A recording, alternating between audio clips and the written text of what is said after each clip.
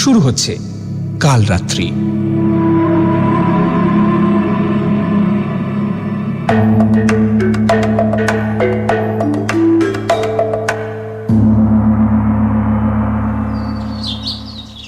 চিত্তপ্রসাদ বাবু নিবিষ্ট চিত্তে যথারীতি দাবা খেলছিলেন আমাদের ক্লাবে। আমরা সবাই তার ভ্রুকুটি অগ্রাহ্য করে চারিদিকে ঘিরে বসে পড়লুম। বললুম, অনেকদিন আপনার জীবনের কাহিনী শুনিনি আমরা রায়মশাই, আজ কিন্তু একটা শোনাতেই হবে। চিত্তপ্রসাদ বিরক্ত মুখে বললেন, ওফ, জ্বালিয়ে মারলেন আপনারা। আপনাদের এই ক্লাবে আসা দেখছি বন্ধ করতে হবে।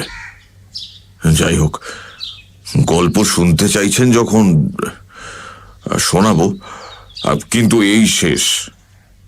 আমরা সমবেতভাবে মাথা নেড়ে বললুম, না না, তা কি করে হয়, তবে এইটা শোনার পর আর মাসখানে কিছু শুনতে চাইব না, কথা দিচ্ছি আমরা।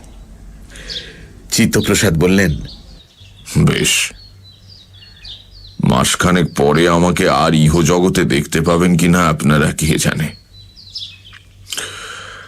এখন গল্প যে শুনতে চাইছেন, তো কিসের গল্প শুনতে চান বলুন? আমার জীবনে অদ্ভুত আর ভয়ঙ্কর অভিজ্ঞতা তো বড় কম হয়নি, কাজেই কি ধরনের গল্প শুনতে চান জানালে সুবিধে হয়। বিকাশ বলল, আচ্ছা রায়মশাই, আপনি তো বিখ্যাত উকিল, হ্যাঁ, আমার আইনসভারও সদস্য ছিলেন। আপনি জেনে শুনে ইচ্ছে করে কোনোদিন আইন ভেঙেছেন? চিত্তপ্রসাদ গম্ভীর মুখে কিছুক্ষণ চিন্তা করে বললেন, আইন আমি অনেকবারই ভেঙেছি, সেজন্য জেলও খেটেছি। তবে সে আইন ছিল বিদেশি সাম্রাজ্যবাদীর, আমাদের ওপর জোর করে চাপিয়ে দেওয়া আইন। আপনি বোধহয় সেরকম আইনের কথা বলছেন না। আপনি জানতে চাইছেন আমি এমন কোনো অপরাধ করেছি কিনা যা সর্বদেশে সর্বকালের সামাজিক আইনের বিরোধী, তাই না? হ্যাঁ, করেছি। আমার চোখের সামনে ঘটা একটা হত্যাকাণ্ডের সমস্ত সাক্ষ্য প্রমাণ লুপ্ত করেছি এবং হত্যাকারীকে পুলিশের হাতে তুলে দিইনি। এই কাজ কোনো দেশের আইন সহ্য করে না, তা দেশ স্বাধীন বা পরাধীন যাই হোক না কেন। আমরা বিস্ফারিত চোখে সমস্বরে বললুম, কি সর্বনাশ, এরকম কাণ্ড করতে গেলেন কেন? চিত্তপ্রসাদ দাবার বোর্ড সরিয়ে রেখে বললেন, করেছিলাম। সেই কাহিনী তাহলে শুনুন। তবে সেটা একটা এতই অবিশ্বাস্য ঘটনা যে আপনারা হয়তো সব শুনে বলবেন বুড়োর ডবল ভীমরতি হয়েছে। তা যা খুশি আপনারা বলতে পারেন, আমার কিছুই যায় আসে না। আগে এসব অভিজ্ঞতার গল্প বলতে ভয় পেতুম, আজ আর পাইনি। জীবনের প্রান্তে এসে দাঁড়িয়ে সমালোচনা, প্রশংসা সবই আমার কাছে তুল্যমূল্য।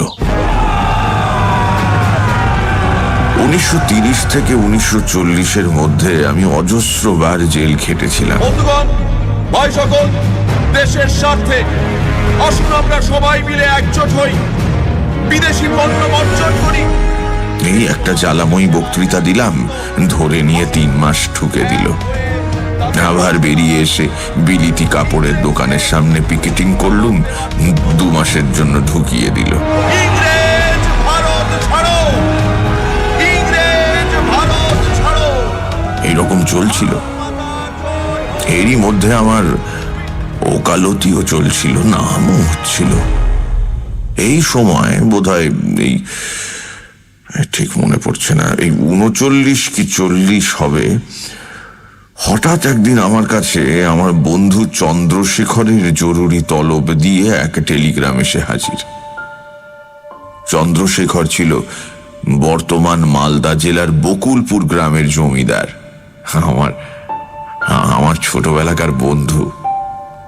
তার আহ্বান অগ্রাহ্য করতে পারি না। কাজেই একদিন বসন্তকে সঙ্গে নিয়ে বকুলপুর রওনা দিলাম। আচ্ছা, এখানে এই বসন্ত সম্পর্কে দু চারটে কথা বলে রাখা ভালো, কারণ এই গল্পে তার ভূমিকাই প্রধান বলা চলে। বসন্তের সঙ্গে আমার পরিচয় হয়েছিল আলিপুর সেন্ট্রাল জেলে। আমি তখন সেখানে রাজবন্দী। বসন্ত আমার দেখাশুনো করত। শ্যামপুকুরের আদিত্য সিংহের বাড়ির লক্ষ টাকা দামের গৃহদেবতার মূর্তি চুরির জন্য তার একটা লম্বা সাজা হয়েছিল। তা সে সময় আমরা মনে করতাম ওই জাতীয় চরিত্রের উন্নতি না হলে স্বরাজ আসতে পারে না। কাজেই দেশোদ্ধারের সঙ্গে সঙ্গে মানুষের, বিশেষত পণ্ডিত মানুষের চরিত্র সংশোধন করতে চেষ্টা চালিয়ে যেতাম আমরা। আর এই কাজের আদর্শ জায়গা তো জেল। আমাদের লেকচার শুনতে শুনতে অনেক চোর বোধহয় চুরি করা ছেড়ে দিয়েছিল এই ভয়ে যে ধরা পড়ে জেলে আবার না ওই লেকচার শুনতে হয়।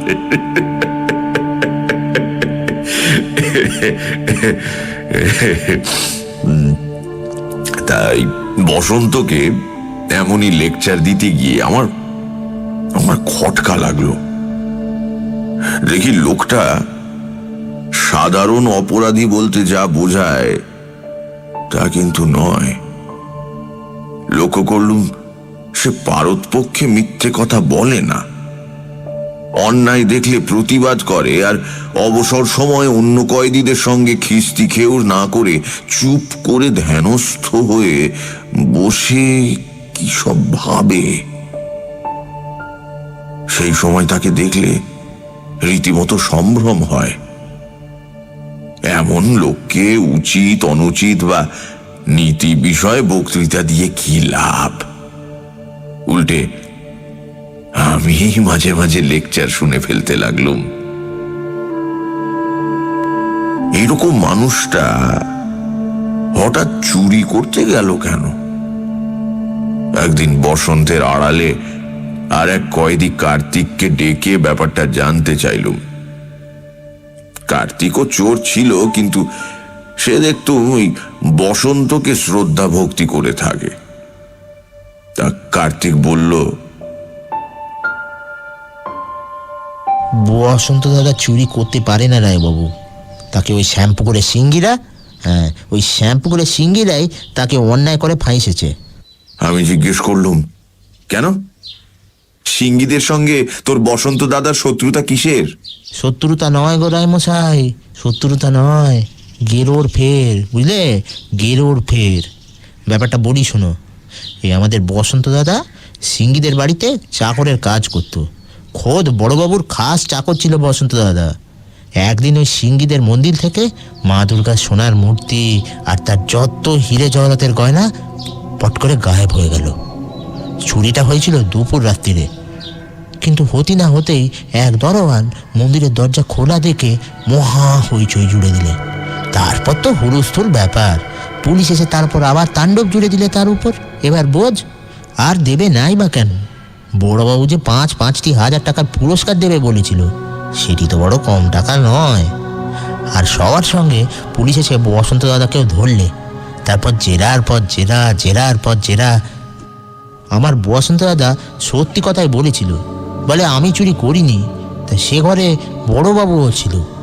তিনি দরওয়ানকে বললে, বসন্তকে আমি চিনি, ও কখনো মিথ্যা কথা বলে না।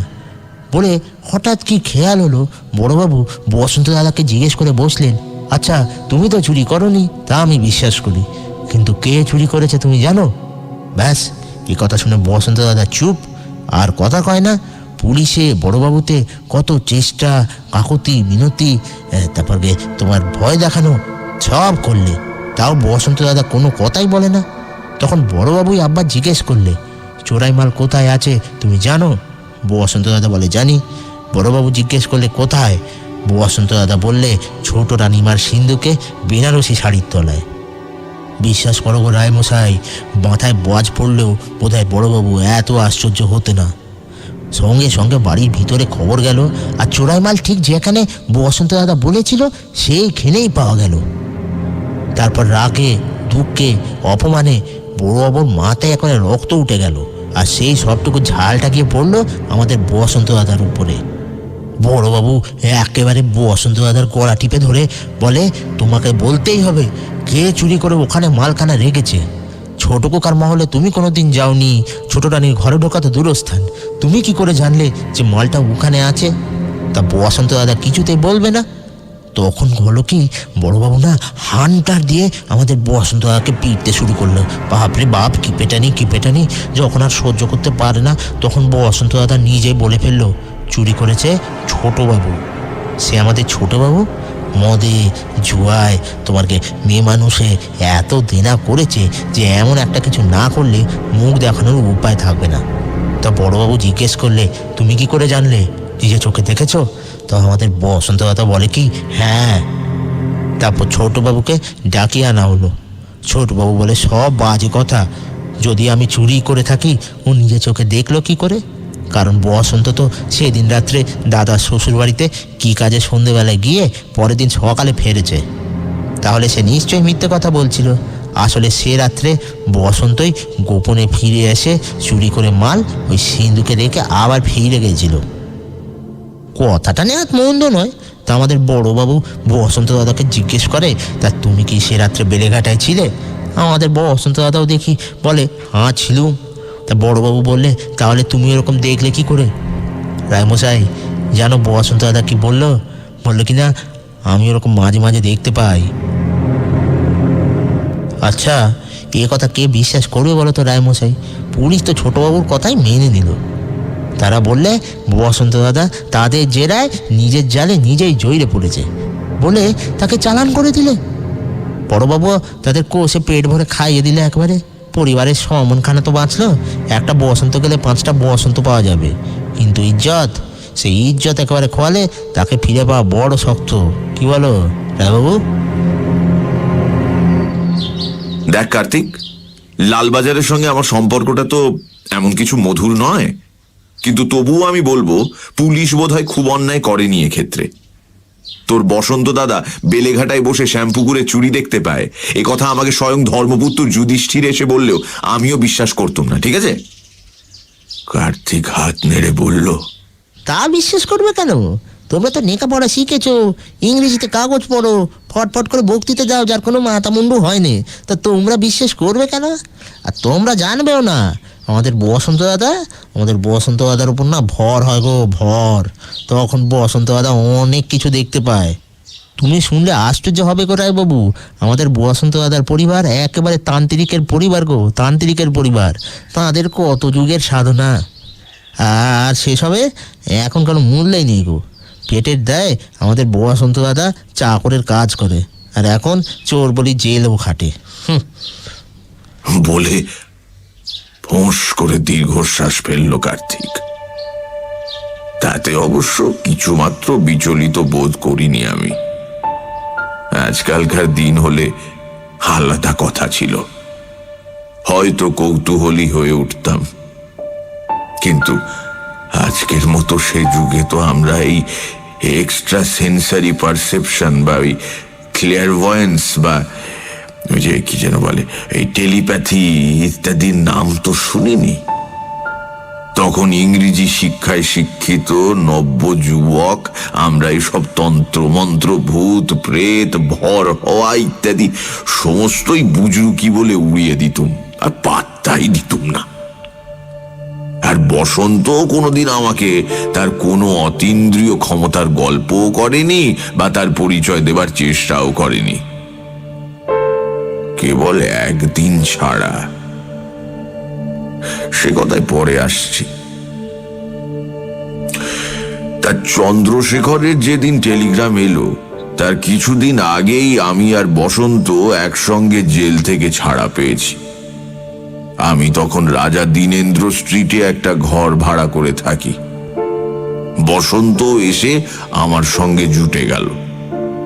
আমি ব্যাচেলার লোক, বসন্তের মতো অ্যাসিস্ট্যান্ট পেয়ে বেঁচে গিয়েছিল। সে যুগে বকুলপুর যাওয়া বেশ কষ্টসাধ্য ব্যাপার ছিল। কিছুটা ট্রেনে, কিছুটা বাসে, আর শেষটুকু গরুর গাড়িতে করে যেতে হতো। বসন্তকে সঙ্গে করে নিয়ে যাওয়ায় বেশ সুবিধেই হয়েছিল। এতটা দীর্ঘ পথ, সঙ্গে একজন সঙ্গী থাকলে পথের কষ্ট অনেকটা লাঘব হয়, বিশেষ করে যদি বসন্তের মতো সঙ্গী হয় যে সাহায্য করার জন্য উন্মুখ হয়েই আছে। চন্দ্রশেখর আমাকে নেবার জন্য স্টেশন পর্যন্ত এসেছিল। সে কিন্তু দেখলুম বসন্তকে দেখে যেন একটু অসন্তুষ্টই হয়েছে। বুঝলুম এই বাসে আর গরুর গাড়িতে যেতে যেতে তার আমাকে কিছু বলবার ছিল, এই বসন্ত সঙ্গে থাকায় ব্যাপারটাই একটু অসুবিধে হয়ে গেল। সারাটা রাস্তায় দেখলুম চন্দ্রশেখর কেমন যেন একটু গম্ভীর আর সন্ত্রস্ত হয়ে রইল।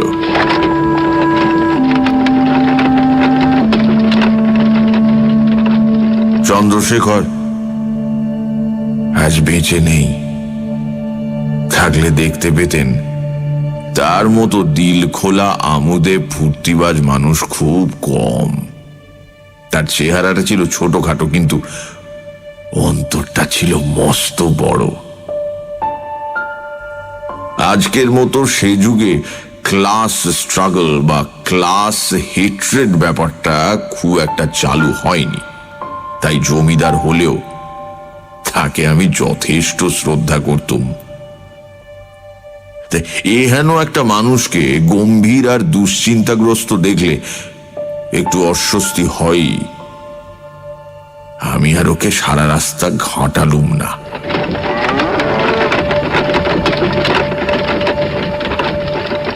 যখন বকুলপুরে এসে পৌঁছলুম তখন প্রায় মাঝরাত।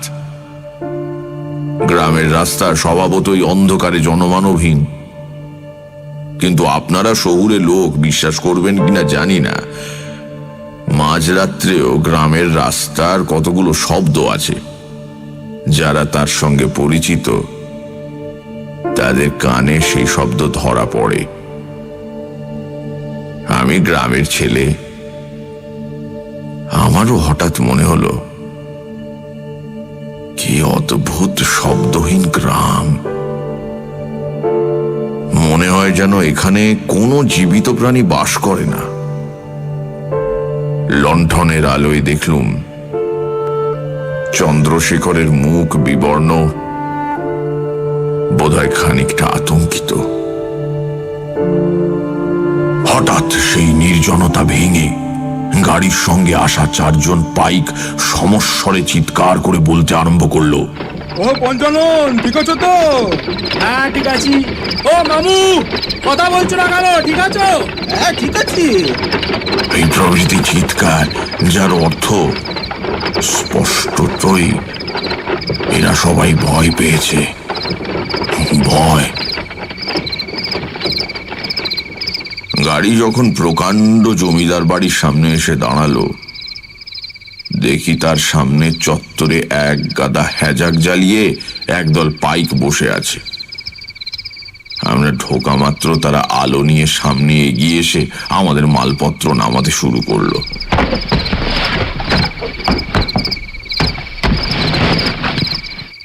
বাড়ির ভেতরেও দেখি বারান্দায় সিঁড়িতে আলো জ্বলছে। ওপরে উঠতে উঠতে চন্দ্রশেখর জিজ্ঞেস করলো, তোমার সঙ্গে লোকটি কি তোমার চাকর? আমার তখন ঘুমে চোখ জড়িয়ে এসেছে। বললুম, না না, চাকর নয়, আরে ভ্যালে বলতে পারো। চন্দ্রশেখর হাসল না, বলল, ও কি নিচে আমাদের চাকরদের মহলে শুতে পারে? আমি বললুম, পারে, আলবাত পারে। বেশ। চন্দ্রশেখর একজন পাইককে বলল, এই শোনো, এর সঙ্গে যে লোকটি এসেছে তাকে তোমাদের মহলে নিয়ে যাবে। বসন্ত আমার ব্যাগটা নিয়ে পেছনেই আসছিল। চন্দ্রশেখরের কথা শুনে দৃঢ়ভাবে মাথা নেড়ে বলল, না, আমি রায়বাবুর ঘরের বাইরেই শোব। আমার কেমন যেন গোলমাল লাগছে। চন্দ্রশেখর ভয়ানক গম্ভীর হয়ে বলল, না, ঘরের বাইরে শোয়া চলবে না, ওই মহালেই শুতে হবে তোমায়। বসন্ত ঘাড় গোঁজ করে দাঁড়িয়ে রইল। আমি তর্কাতর্কি থামানোর জন্য বললুম, ঘরের বাইরে শুলে তোমার আপত্তি, তাই তো? ভেতরে শুতে পারে? চন্দ্রশেখর স্থির দৃষ্টিতে চেয়ে বলল, পারে, যদি তোমার কোনো আপত্তি না থাকে। আমি বললুম, আমার আবার আপত্তি কিসের? এসব ব্যাপারে আমার কোনোই প্রেজুডিস নেই, তুমি তো জানো। বেশ, তাহলে সেই ভালো। সমস্ত দরজা জানলা ভালো করে বন্ধ করে শোবে। ভোর হবার আগে দোর খুলবে না, কেউ ডাকলেও নয়, এমনকি আমি ডাকলেও নয়। এইবার আমার ঘুম ছুটে গেল। বললুম, তার মানে এইসব রহস্যের মানে কি? আর জানলা না খুলে আমি ঘুমোতেই পারি না? চন্দ্রশেখর ম্লান হেসে বলল, রহস্যটা না হয় কাল শোনো। আর জানলা খুললে তোমারই অসুবিধে হবে, কারণ তোমার জানলার নিচেই পাইকরা আগুন জেলে বসে বাকি রাতটুকু গল্পগুজব করবে। ওই আওয়াজে তুমি ঘুমোতে পারবে না। আমি প্রতিবাদ করে বললুম, আমার জানলার নিচে পাইক? কেন? এসব তো আগে কখনো দেখিনি। হ্যাঁ, বলি ব্যাপারটা কি? চন্দ্রশেখর ঘর থেকে বেরিয়ে যেতে যেতে বলল, কাল শুনো। শুভরাত্রি। বসন্ত ঘরের কোনায় দাঁড়িয়েছিল। আমি ওকে জিজ্ঞাসা করলুম, কিছু বুঝলে? এই ডাকাতি ফাকাতির ব্যাপার নাকি? বসন্ত ঘাড় নাড়ল। না রায়বাবু, ডাকাতির ব্যাপার নয়, ব্যাপার অনেক খারাপ। এই গ্রামে কাল রাত্রি নেমেছে, আমি তার গন্ধ পাচ্ছি। কাল রাত্রি নেমেছে, তার আবার গন্ধ? বুঝলাম, এতটা রাস্তার ধকল আর এত সব রহস্য একসঙ্গে হজম করা আমার দুঃসাধ্য। অতএব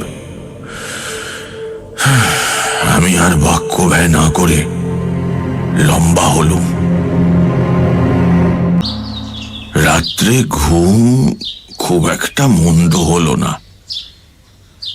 ভোরবেলা উঠে হাত মুখ ধুয়ে বাইরের বারান্দায় গিয়ে দেখি চন্দ্রশেখর একটা চেয়ারে বসে আছে, আর তার সামনে টেবিলে 2 কাপ চা। আমাকে দেখে মৃদু হেসে বলল, এসো চিত্তপ্রসাদ, এসো, চা তৈরি।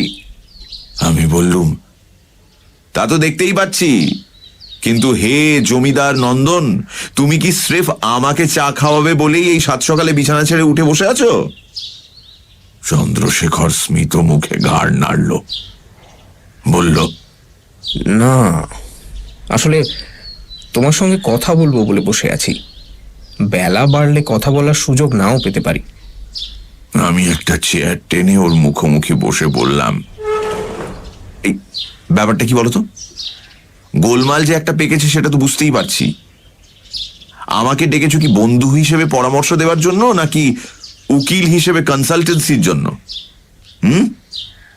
চন্দ্রশেখর বলল, দুই বলতে পারো। ব্যাপারটা কি তোমাকে তা পুরোপুরি বোঝাতে পারবো কিনা জানি না, তবে চেষ্টা করতে হবে। ব্যাপারটা এতদূর অবিশ্বাস্য যে আমার তোমাকে বলতে বেশ অস্বস্তি হচ্ছে। দেখো চন্দ্রশেখর, ধানাই পানাই করো না। আমি উকিল, আমাকে নিঃসংকোচে তোমার মনের কথা খুলে বলো। ভনিতা যদি করো তো বলো, উঠে চলে যাই। না না, ভনিতা করব না বলে বেশ কিছুক্ষণ চুপ করে মাটির দিকে চেয়ে রইল। তারপর হঠাৎ মুখ তুলে আমাকে জিজ্ঞেস করলো, ভ্যাম্পায়ার কাকে বলে তুমি জানো? এমন একটা অদ্ভুত আকস্মিক প্রশ্নের জন্য আমি একদম প্রস্তুত ছিলাম না। থতমত খেয়ে বললাম, হ্যাঁ হ্যাঁ জানি, ওই দক্ষিণ আমেরিকার একরকম রক্তচোষা বাদুড়। চন্দ্রশেখর ফ্যাকাশে মুখে বলল, হ্যাঁ তাই বটে, তবে পুরোটা নয়। যে কোনো রক্তচোষা জীবকেই ভ্যাম্পায়ার বলা হয়। জাপানি উপকথায় একরকম ভ্যাম্পায়ার ক্যাট বা রক্তচোষা বিড়ালের কথা আছে। তেমনি ইউরোপে রক্তচোষা মানুষ শুধুই ভ্যাম্পায়ার, যেমন কাউন্ট ড্রাকুলা। সেসব উপকথা, আষাঢ়ে গল্প। তা আমাকে এতটা পথ ডেকে এনেছো কি তোমার এই ভ্যাম্পায়ার কথামৃত শোনাবার জন্য? হ্যাঁ চিত্তপ্রসাদ, এতদিন আমিও তোমার মতো ভাবতুম যে ভ্যাম্পায়ার একটা কুসংস্কার বা আষাঢ়ে গল্প, কিন্তু আজ আর তা ভাবিনে। আমাদের এই বকুলপুর গ্রামে এমন একটা কিছুর আবির্ভাব হয়েছে যেটাকে ভ্যাম্পায়ার ছাড়া আর কোনো বিশেষণেই অভিহিত করা চলে না। আমি চন্দ্রশেখরের কথা শুনে হাসতে শুরু করেছিলাম, কিন্তু সে একটা উজ্জ্বল স্থির দৃষ্টি দিয়ে আমাকে থামিয়ে দিয়ে বলে চলল, তোমার খুব হাসি পাচ্ছে তাই না? তুমি থাকো কলকাতায়, সেখানে সন্ধে হলে হাজার আলোর রোশনাই, ট্রাম বাসের ঘড়ঘড়ানি, সিনেমার থিয়েটারে মাঝরাত পর্যন্ত সরগরম। আর ওই সামনের দিকে তাকিয়ে দেখো, ওখানে শুধুই অন্ধকার, পদে পদে ভয়, দারিদ্র আর অশিক্ষা, অসুখ বিসুখ আর প্রাকৃতিক বিপর্যয়, হিংস্র জানোয়ার আর বিষাক্ত সাপ। মৃত্যু যেন সব সময় ওত পেতে বসেই আছে। এখানে বেঁচে থাকার প্রতিটি মুহূর্তই মৃত্যুর সঙ্গে লড়াই করার জন্য খরচ হয়। আমার বাবা ঠাকুরদা তাদের গ্রামের দিকে তাকাননি, তোমাদের কলকাতা তাদের টেনে নিয়ে চলে গেছিল, কিন্তু আমি যেতে পারিনি। আমার সামান্য ক্ষমতায় আমার গ্রামের জন্য কিছু করব, এই আশাতেই রয়ে গেছি এখানে। দেখেছি এখানকার প্রায় সব সমস্যাই মানুষের, বিশেষত কলকাতার মানুষেরই সৃষ্টি। এখানে থেকে অবিচলিতভাবে চেষ্টা চালিয়ে গেলে হয়তো একদিন এইসবেরই সমাধান সম্ভব হবে। কিন্তু চিত্তপ্রসাদ, আজ যে সমস্যার সামনে এসে দাঁড়িয়েছি তা তোমাদের আলোকোজ্জ্বল কলকাতায় আসতে পারে না। এই অন্ধকার গ্রামই তার আশ্রয়। আর এই সমস্যার মোকাবিলা করা বোধহয় আমার সাধ্যের বাইরে। আমি ভয়ানক আশ্চর্য হয়ে বললাম, তুমি যে রীতিমতো সিরিয়াস হয়ে উঠলে। এত লেখাপড়া শিখে শেষ পর্যন্ত এরকম একটা কুসংস্কারে বিশ্বাস আরম্ভ করলে? কি হয়েছেটা কি? গ্রামের কিছু লোক রক্তহীনতায় মারা গেছে আর গণক ঠাকুর শুনে নিয়ে বলেছেন গ্রামে রক্তচোষা এসেছে, এই তো? আরে বাবা, ওটা অ্যানিমিয়া। থামো চিত্তপ্রসাদ, এবার তুমি আমাকে হাসালে। একটা সুস্থ জোয়ান লোক রাত্রিবেলা ঘরের বাইরে বেরোলো, আর তারপর দিন তার রক্তহীন ছিবড়ে হয়ে যাওয়া দেহটা পাওয়া গেল গ্রামের বাইরে ধান ক্ষেতের পাশে। এটা অ্যানিমিয়া? আর এই ঘটনার পুনরাবৃত্তি ঠিক গুনে গুনে 21 দিন পর পর। এটাও কি অ্যানিমিয়ার লক্ষণ চিত্তপ্রসাদ? তুমি কি নিজের চোখে ঘটনা একটাও দেখেছ, না সবই তোমার শোনা কথা? শেষ ঘটনাটা ঘটেছে আজ থেকে 16 দিন আগে, আমারই বাড়িতে। আমার ধাইমাকে তোমার মনে পড়ে? তার মৃত্যু ঘটে এমনি ভাবেই, আমাদের পেছনের উঠোনে। এইবার আমাকে সামলে নিতে হলো। বললাম, কি সর্বনাশ, বলো কি? একেবারে তোমার বাড়ির ভেতরে? ব্যাপারটা আমাকে একটু বিশদভাবে বলবে? দীর্ঘশ্বাস ফেলে চন্দ্রশেখর বলল, আর কি বলবো, রাত্রিবেলা ধাইমা যখন শুতে যান তখন তিনি দিব্যি সুস্থ। আমাকে একটা পান খাওয়ালেন, সুমিত্রাকে একটা দিলেন, কোনো গোলমাল নেই। সকালবেলা উঠোনের উপর তার মৃতদেহ প্রথম আবিষ্কার করলো আমাদের রাধুনী ঠাকুরন। দিদিমা, দেখো কে মেরে গেল গো দিদিমা। সেই একই রকম মৃত্যু। গলার ওপর দুটি রক্তের ফোঁটা, যেন কিছু দাঁত ফুটিয়েছে, আর শরীরের সমস্ত রক্ত জল। তার মানে রক্ত বের করে নেওয়া হয়নি? না, মানে ব্যাপারটা কিরকম জানো, অনেকটা অ্যানিমিয়ার মতোই, যেন রক্তের সমস্ত লাল কণিকাগুলো কোনো অজ্ঞাত কারণে ভেঙে নষ্ট হয়ে গেছে। আর আর সেটা হয়েছে মুহূর্তের মধ্যে। ফলে অ্যানিমিয়ার যেসব লক্ষণ, যেমন হাত পা ফোলা, পেট ফুলে ওঠা, সেসব কিছু নেই। মৃত্যুর কারণ অক্সিজেনের অভাবে অ্যাসফিক্সিয়া। তা এরকম হওয়ার কারণ? জানি না। গলার দাগ দুটি দেখে মনে হয় এই গ্রামে কোনো একটি নিশাচর জীবের আবির্ভাব হয়েছে, যে গলায় কামড়ালে আক্রান্ত ব্যক্তির শরীরে এমন একটা বিষ ঢুকে যায় যা সঙ্গে সঙ্গে রক্তের লাল কণিকাগুলো মেরে ফেলে। ফলে তার তৎক্ষণাৎ মৃত্যু হয়। কি বিষ? তাও জানি না। কোনো কেমিক্যাল বিষ হতে পারে, তবে তার সম্ভাবনা কম, কারণ সেক্ষেত্রে একজন দুর্বৃত্ত বা হত্যাকারী বা ক্রিমিনাল থাকার সম্ভাবনা। আবার সেই সঙ্গে এই অপরাধের একটা উদ্দেশ্য থাকা দরকার। কিন্তু এই হত্যাকাণ্ডগুলো এতই পরস্পরের সঙ্গে সম্পর্কহীন যে কোনো একটা উদ্দেশ্য খুঁজে বের করা প্রায় অসম্ভব। তাই মনে হয় জানো, বিষটা জৈব বিষ, যেমন সাপের বা কাঁকড়া বিছের বিষ, এবং নিহত লোকেদের এমনই বিষধর কোনো প্রাণীর কামড়েই মৃত্যু হয়েছে। আরেকটা সম্ভাবনা হলো ভ্যাম্পায়ার জাতীয় কোনো প্রাণী এদের রক্ত চুষে খেয়ে তাদের শরীরের ভেতরে কোনো অজ্ঞাত একটা তরল পদার্থ ঢুকিয়ে রেখে যায়। কিন্তু সেখানে একটা অসুবিধে আছে। কিসের অসুবিধে?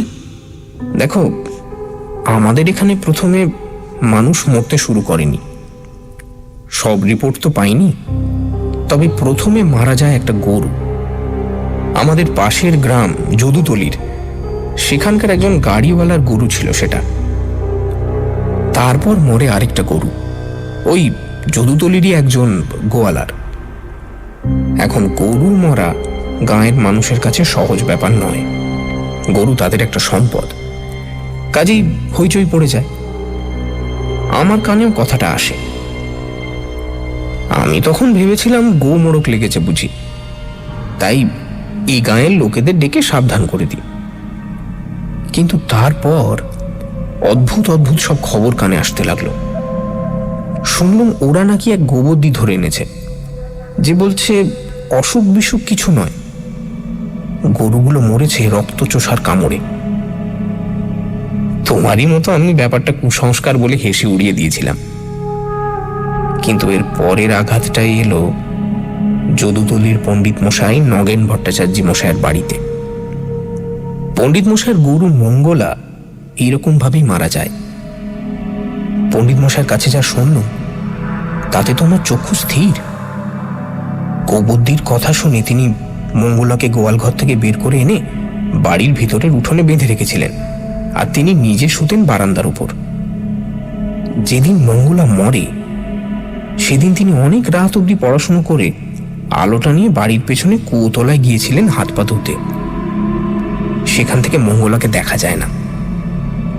হঠাৎ তিনি একটা ধপ করে আওয়াজ শোনেন, এবং তারপরেই তার মনে হয় কিছু একটা বেড়া ভেঙে প্রচন্ড বেগে ছুটে বাইরে চলে গেল।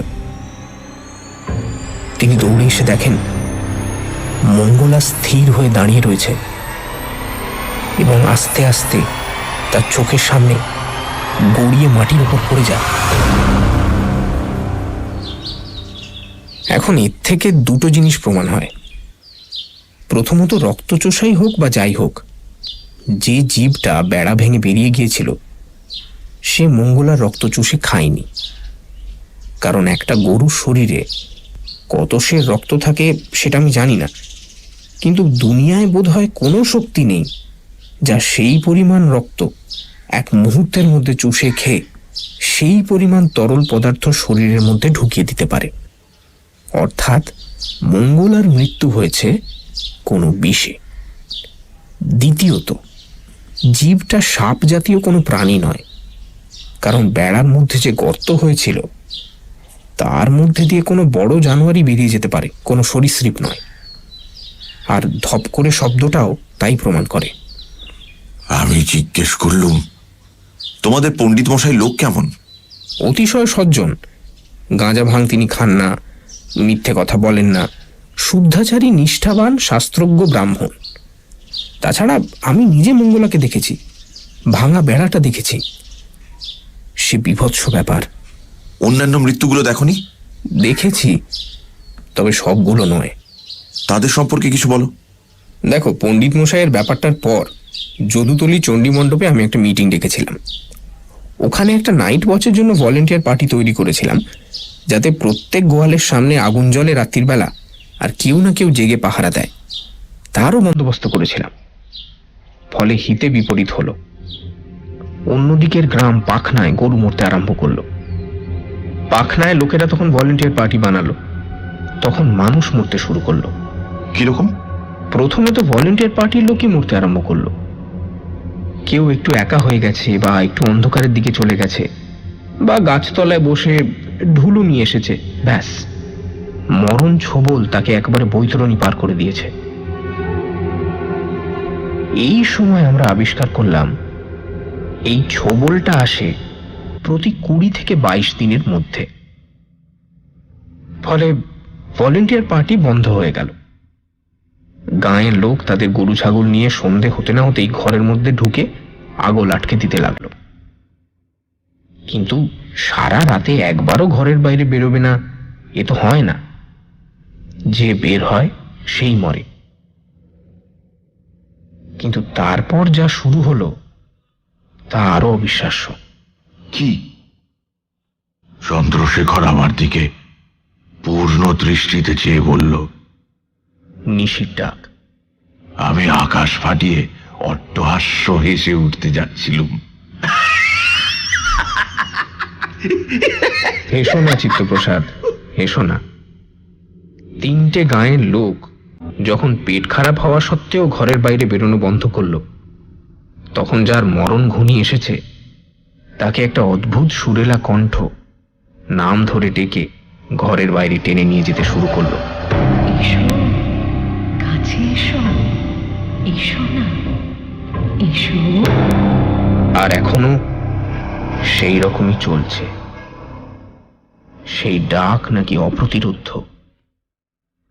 যাকে ডাকে তাকে দড়ি দিয়ে বেঁধে রাখলেও সে নাকি সব ছিঁড়ে বেরিয়ে চলে যায়। যখন বেরিয়ে যায় তখন তার আত্মীয় স্বজন তাকে অনুসরণ করে না কেন? দেখো, যারা আতঙ্কে অর্ধমৃত হয়ে আছে তাদের কাছ থেকে তুমি এরকম বীরত্ব আশা করতে পারো না, পারো কি? আর অনুসরণ করেই বা কি হবে? গ্রামের পথ নিশ্চয়ই ভুলে যাওনি। সেই অন্ধকার কি হ্যারিকেন লণ্ঠনের আলো ভেদ করতে পারে? আচ্ছা, ওই নিশির ডাক কি তুমি শুনেছ? চন্দ্রশেখর অনেকক্ষণ চুপ করে রইল, তারপর মাথা নেড়ে বলল, না, শুনিনি। এরপর আর কথা এগুলো না। ভেতর বাড়ির থেকে ডাক এলো চান করতে যাবার। চন্দ্রশেখরের কাছারি যাওয়ার সময় হলো। আমার কিন্তু মনের মধ্যে একটা সন্দেহ খচখচ করতে লাগলো। চন্দ্র যা বলেছে সেটা সত্যি কি মিথ্যে জানিনি, কিন্তু সে সত্যি ভেবেই বলেছে। তবে সেটাও বড় কথা নয়। আমার সন্দেহ হলো সে কিছু কথা গোপন করে যাচ্ছে, আমাকে প্রাণ খুলে সবটা বলছে না। অর্থাৎ রহস্যটা যে কেবল বাস্তব তাই নয়, উপর থেকে যা মনে হয় তার চেয়েও গুরুতর। সানডে সাসপেন্স শুধুমাত্র রেডিও মির্চি 98.3 FM এ। It's hot. গল্পের পরবর্তী অংশ ব্রেকের পর।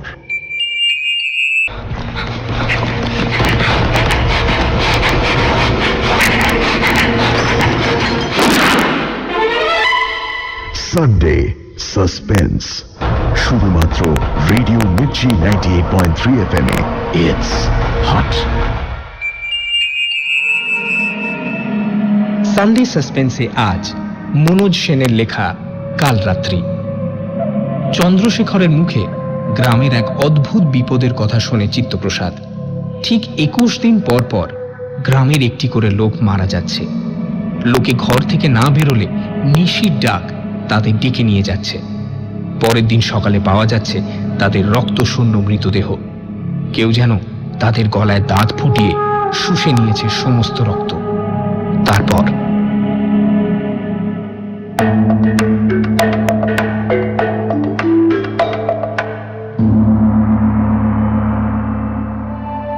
চন্দ্রশেখর কাছারি চলে গেলে গ্রামটা ঘুরতে বের হলো। বকুলপুর গ্রাম আমার বহুদিনের পরিচিত। ছোটবেলায় অনেকবার এখানে এসেছি, বড় হয়েও বেশ কয়েকবার। শেষবার এসেছিলাম চন্দ্রশেখরের বিয়েতে বছর 3 আগে বরযাত্রী যাব বলে, তবে যাওয়া হয়নি। সন্ধেবেলা পুলিশ এসে ধরে নিয়ে গেল। তাই নিয়ে মহা হাঙ্গামা হয়েছিল। তা সে অন্য কথা। চন্দ্রশেখরের বিয়ে হয়েছিল মালদা জেলারই গঙ্গা যমুনা গ্রামের জমিদার ঘনশ্যাম রায়ের একমাত্র মেয়ের সঙ্গে। ঘনশ্যামের সঙ্গে আমার পরে পরিচয় হয়েছিল কলকাতায়। লোকটি যেন কেমন অদ্ভুত বলে মনে হয়েছিল তখন আমার। কখনো সোজা মুখের দিকে তাকিয়ে কথা বলেন না, চেপে চেপে প্রতিটি কথা বিচার করে করে বলেন। আমার প্রথমেই ধারণা হয়েছিল লোকটি অত্যন্ত ঘুঘু। তবে চন্দ্রশেখরের স্ত্রী সুমিত্রা অবশ্য তার বাপের মতো নয় বলেই শুনেছি। সে জমিদার বাড়ির বউ, অসূর্যম্পস্যা। কিন্তু তার গিন্নিপনার গল্প আমাদের কানে এসেছিল, আর কানে এসেছিল তার অসাধারণ সৌন্দর্যের কথা। তাকে নিয়ে আর তার জমিদারিটি নিয়ে কত সুখেই না থাকতে পারত চন্দ্রশেখর। তা নয়, কোত্থেকে কি এক ভয়াবহ একটা প্রাণী এসে সব ছাড়খাড় করে দিলে। এই সব ভাবতে ভাবতে মনে মনে প্রতিজ্ঞা করলাম, চন্দ্রশেখর আমার বন্ধু। কেবল বন্ধু বলবো না, আমার অনেক বিপদে আপদে পাশে এসে দাঁড়িয়েছে সে। আমার সেই বন্ধুর এই দুঃসময়ে, সেটা সত্যি বা কাল্পনিক যাই হোক না কেন, তার পাশে আমি দাঁড়াবো, তাকে উদ্ধার করব।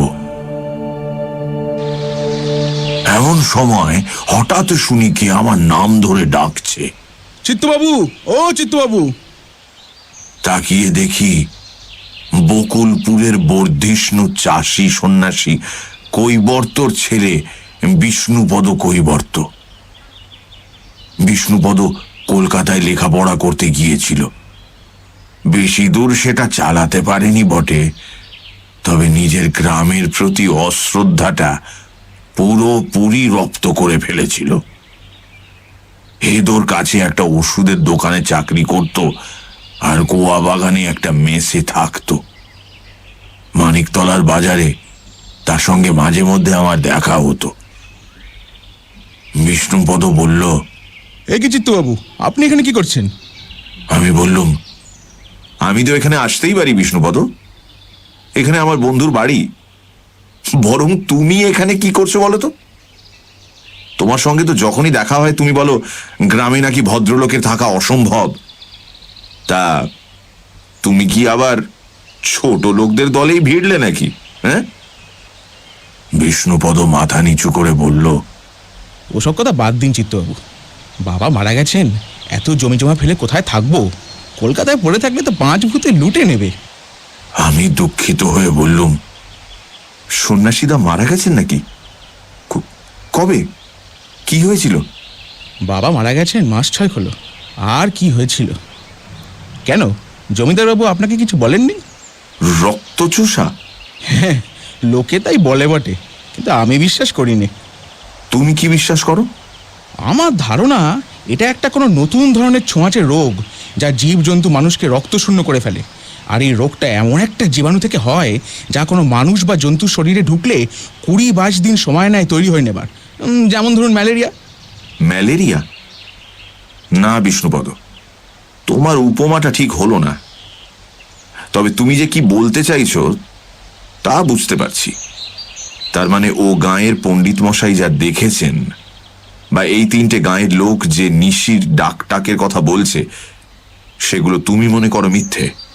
আরে মিথ্যে নয়, বলবো কুসংস্কার। কুসংস্কার। আর এসবের জন্যই তো আমি গ্রাম ছেড়ে কলকাতায় গিয়ে থাকি। আমাদের কথাবার্তা হতে দেখে ইতিমধ্যে চারপাশে কয়েকজন গ্রামবাসী দাঁড়িয়ে পড়েছিল। তাদের মধ্যে চন্দ্রশেখরের খাজাঞ্চি নিমাই পাটোয়ারির ছোট ভাই গোবিন্দও ছিলেন। গোবিন্দ লেখাপড়া বেশি করেননি, কিন্তু সৎ সজ্জন লোক বলে পরিচিত ছিলেন। তিনি বিষ্ণুপদর কথা শুনে হঠাৎ চটে উঠলেন, বললেন, তোমার ওখানে গিয়েই থাকা উচিত বিষ্ণু। তোমার মতো অপদার্থ গাধা আরে গায়ে ঢোকাই উচিত না।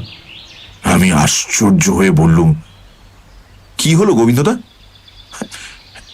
এত চটে উঠলেন কেন? আর চটবো না? যেখানে আমাদের জীবন মরণের সমস্যা, সেখানে উনি বলছেন কিনা এটা আমাদের কুসংস্কার। এমন লোককে জুতো বেটা করতে ইচ্ছা করে কিনা তুমি বলো চিত্তপ্রসাদ। আপনি এই নিশির ডাক শুনেছেন? গোবিন্দর মুখের ভাবটা কেমন একরকম হয়ে গেল। কথা বলতে গিয়ে একবার ভয়ে ভয়ে চারদিক চেয়ে বললেন, হ্যাঁ শুনেছি। কিরকম শুনলেন? কিরকম? কিরকম আবার? অনেকটা এই মেয়ে ছেলের গলার মতো। আমাদের পাশের বাড়ির জগন্নাথকে যখন ডাকলে তখন শুনেছি। জগন্নাথ নেই, মরে গেছি। গোবিন্দর কথা শুনে আমার এবার আর হাসি পেল না।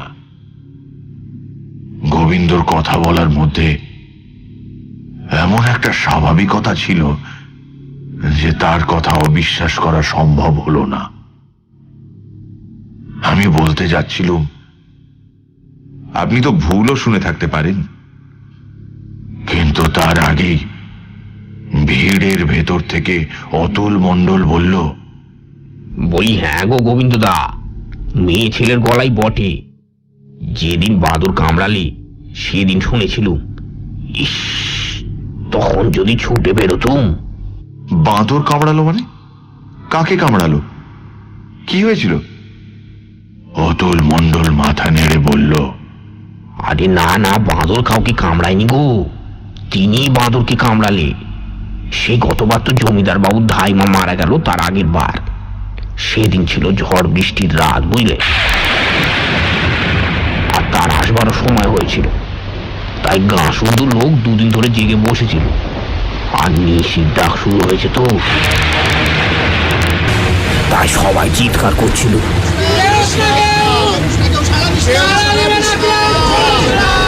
কোন কোন বাড়িতে খানিক অন্তর অন্তর শাঁখ বাজছিল, আর বৃষ্টিও নেমেছিল বটে।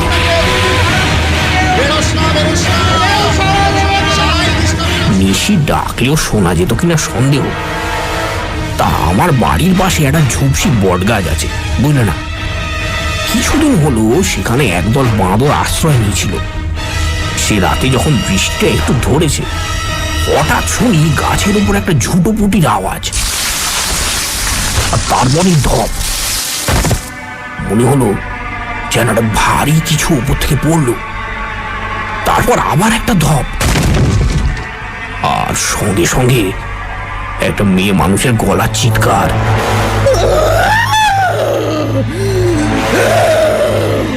মানে ব্যথা পেলে তারা যেমন কোকিয়ে ওঠে তেমনি। আমি তো শুনে বেরোতে যাচ্ছিলাম, আমার পরিবার আমার কাছা চেপে ধরলে, বেরোতেই দিলে না। আমি জিজ্ঞেস করলুম, তারপর? তারপর আর কি, পরদিন সকালে গাছতলা গিয়ে দেখি একটা গোদা বানর মরে পড়ে আছে আর বট গাছ খালি। ভোর হতে না হতেই পুরো দলটা গা ছেড়ে পালিয়ে গেছে। শুনতে শুনতে আমার কেমন যেন মনের মধ্যে সবকিছু গোলমাল পাকিয়ে যেতে লাগলো। এতগুলো শিক্ষিত, অর্ধশিক্ষিত বা সম্পূর্ণ নিরক্ষর লোক একসঙ্গে জোট পাকিয়ে অনবরত মিথ্যে কথা বলে যাচ্ছে। হ্যাঁ, কার স্বার্থে? আমাকে বোকা বানিয়ে মজা পাওয়া এর উদ্দেশ্য হতে পারে না। এর পেছনে কোনো একটা সত্য লুকিয়ে আছে। অশিক্ষা আর কুসংস্কারের গোলক ধাঁধায় পড়ে হয়তো তার এমন একটা হাস্যকর রূপ তৈরি হয়েছে। কিন্তু সেই সত্যটা কি? এতগুলো প্রাণ গেছে সেটা তো রসিকতা নয়। তাছাড়া কাল শুতে যাবার আগে বসন্ত একটা কথা বলেছিল, তারই বা মানে কি? আমি হঠাৎ গোবিন্দদার দিকে ফিরে বললুম, আচ্ছা গোবিন্দদা, কাল রাত্রি কি? গোবিন্দ গম্ভীর মুখ তুলে আমার দিকে তাকালেন, বললেন, তুমিও শুনেছ কথাটা। পণ্ডিত মশাই বললেন, কাল রাত্রি মানে যে রাত্রে মানুষের ঘরে মৃত্যু নেমে আসে, সে রাত ভীষণ বিপদের রাত। আমাদের গায়ে সেই কালরাত্রি নেমেছে চিত্তপ্রসাদ, কেউ আমাদের উদ্ধার করতে পারবে না। একে একে আমরা সবাই যাব। তবে হ্যাঁ, মৃত্যুটা বোধহয় খুব তাড়াতাড়ি আসে, বেশি কষ্ট পেতে হয় না, সেটাই যা বাঁচোয়া। কাল রাত্রি নেমেছে আর আপনারা সবাই মহানন্দে তার ছোবলের মুখে গলা বাড়িয়ে দেবেন? হ্যাঁ, বাঁচবার চেষ্টা করবেন না? সবাই একজোট হয়ে দাঁড়িয়ে এই বিপদের মোকাবিলা করবেন না আপনারা? গোবিন্দ মৃদু হেসে ঘাড় নাড়লেন। কোনো লাভ নেই চিত্তপ্রসাদ, চেষ্টা কি আমরা করিনি? কিন্তু দৈব বড়ই প্রবল হে, তার সঙ্গে লড়াই করার সাধ্য আমাদের নেই। দৈবকে হারানো যায় না, আমি তা বিশ্বাস করি না গোবিন্দদা। একটু চেষ্টা, একটু মনের জোর থাকা চাই। আর সাধ্য, টাকা পয়সা? আমি কলকাতায় গিয়ে আপনাদের এই বিপদের কথা বলে আন্দোলন করব। দেখবেন সমস্ত দেশের মানুষ আপনাদের পাশে এসে দাঁড়াবে। টাকা পয়সা যা দরকার আমি তার ব্যবস্থা করব। আর চন্দ্রশেখর তো আছেই। আমি চন্দ্রশেখরের নাম করতেই একটা অদ্ভুত ব্যাপার ঘটল। স্তম্ভিত হয়ে দেখি, চন্দ্রশেখরের নাম শুনেই সেই ভিড়ের প্রায় প্রত্যেকটি লোক মুখ বিকৃত করল। আমি তো অবাক। এতদিন আমার ধারণা ছিল বকুলপুর গ্রামের প্রত্যেকটি লোক চন্দ্রশেখরকে দেবতার মতো শ্রদ্ধা করে, কিন্তু এটা কি হলো? আমি এত আশ্চর্য হয়েছিলুম যে বোধহয় আমার মুখ দেখে সেটা সবাই বুঝতে পেরেছিল। গোবিন্দ তাড়াতাড়ি ব্যাপারটা সামলানোর জন্য বললেন, হ্যাঁ হ্যাঁ, তা তো বটেই, তা তো বটেই। জমিদার বাবু আছেন, তুমি আছো, দেশের আর 5 জন আছেন, দেখো যদি কিছু করে উঠতে পারো। আমি ততক্ষণে বিস্ময়টা কাটিয়ে উঠেছি, আর এও বুঝেছি যে গোলমালটা অনেক গভীরে পৌঁছেছে। কাজেই সাবধানে বললুম, নিশ্চয়ই করব গোবিন্দদা, আর আপনাদের সঙ্গে পরামর্শ করেই করব। আজ সন্ধেবেলা আপনারা আসুন না চন্দ্রশেখরের বাড়িতে, একটা আলোচনা করা যাবে। আলোচনা? আলোচনা তো অনেক হলো চিত্তপ্রসাদ, তাতে আর লাভটা কি হচ্ছে? এর আগে পরামর্শ করে যা কিছু করা হয়েছে তাতে সুরাহা তো কিছু হয়নি, উল্টে কতগুলো প্রাণ বেঘুরে গেছে। তার চেয়ে এখন আমরা যেমনভাবে চালাচ্ছি তেমনিভাবেই চলুক। আর আর এমনিতেও তার আসবার সময় তো প্রায় হয়ে এলো।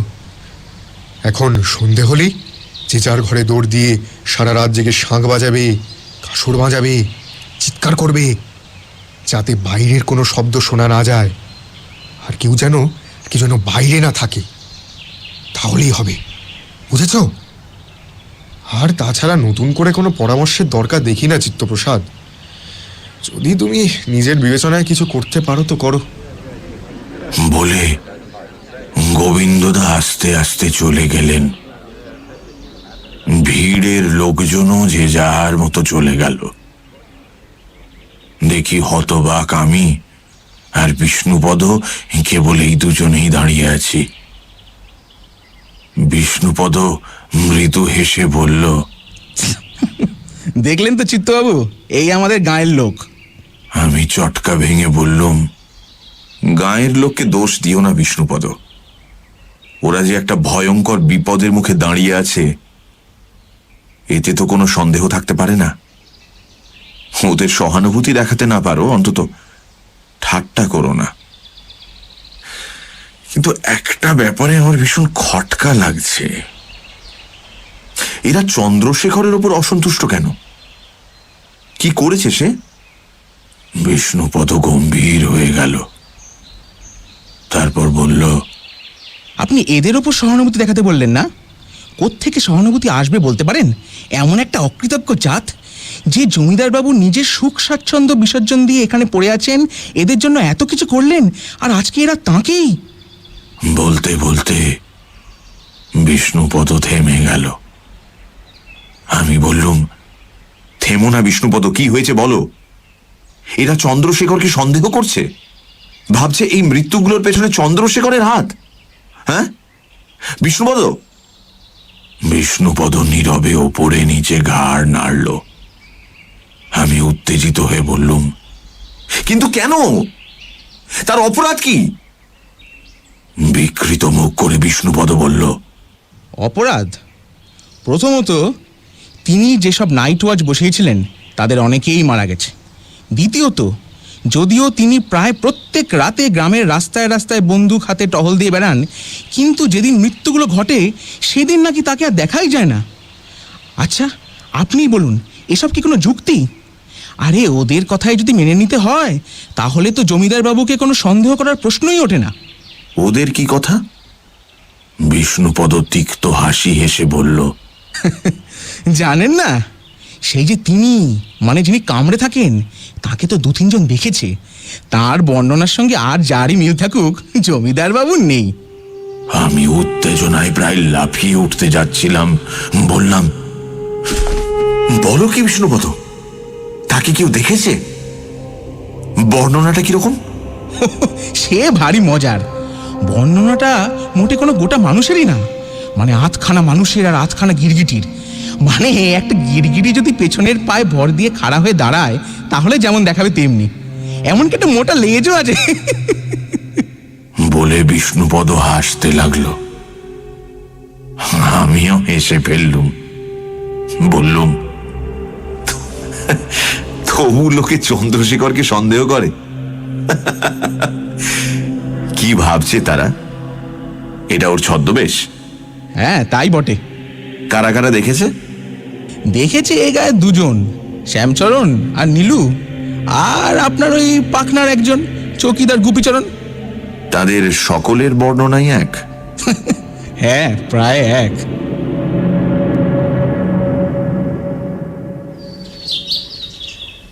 যখন বাড়ি ফিরলুম তখন বেশ বেলা হয়েছে। দেখি বৈঠকখানা ঘরে আমাদের খাওয়ার জায়গা করছে বসন্ত। আমাকে আসতে দেখে বসন্ত বলল, এতক্ষণ কোথায় ছিলেন রায়বাবু? জমিদার বাবু অনেকক্ষণ আপনাকে খুঁজছেন। আপনি চান করে আসুন, আমি কাছারি বাড়িতে গিয়ে খবর দিয়ে আসি।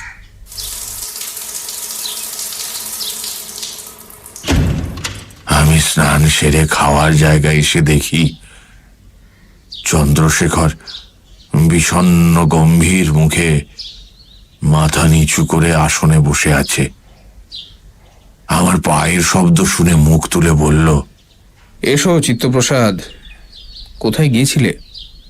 আমি ওর পাশে বসে বললুম, এই গ্রামটা একটু ঘুরতে গিয়েছিলাম। চন্দ্রশেখর একটু চুপ করে থেকে জিজ্ঞেস করলো, কিছু শুনলে? আমি চুপ করে রইলুম। চন্দ্রশেখর দীর্ঘ শ্বাস ফেলে বলল, শুনেছ না?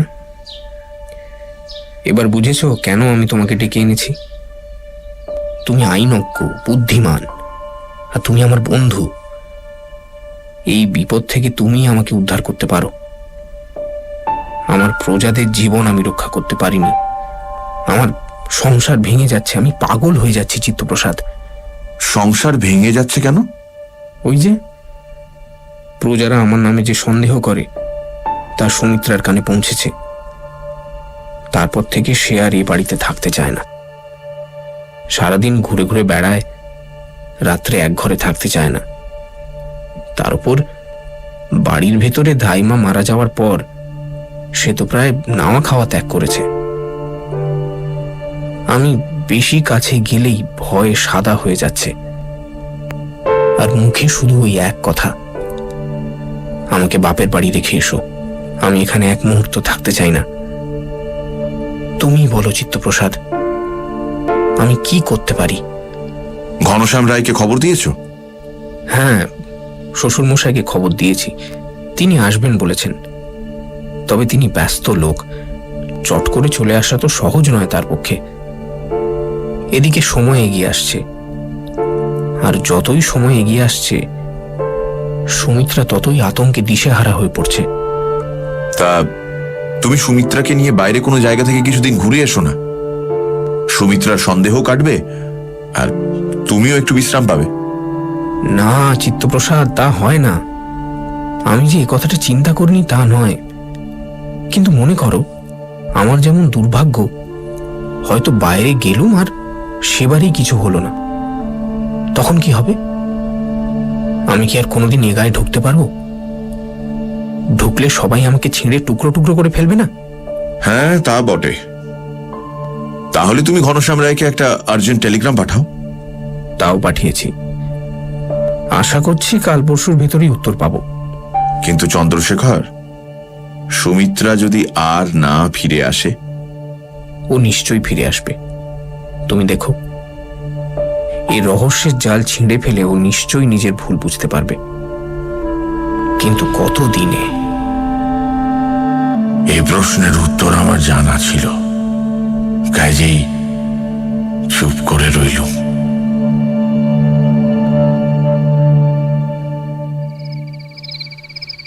রাত্রিবেলা শুতে যাবার সময় বসন্ত বলল, রায়বাবু, গন্ধটা বাড়ছে, টের পাচ্ছেন?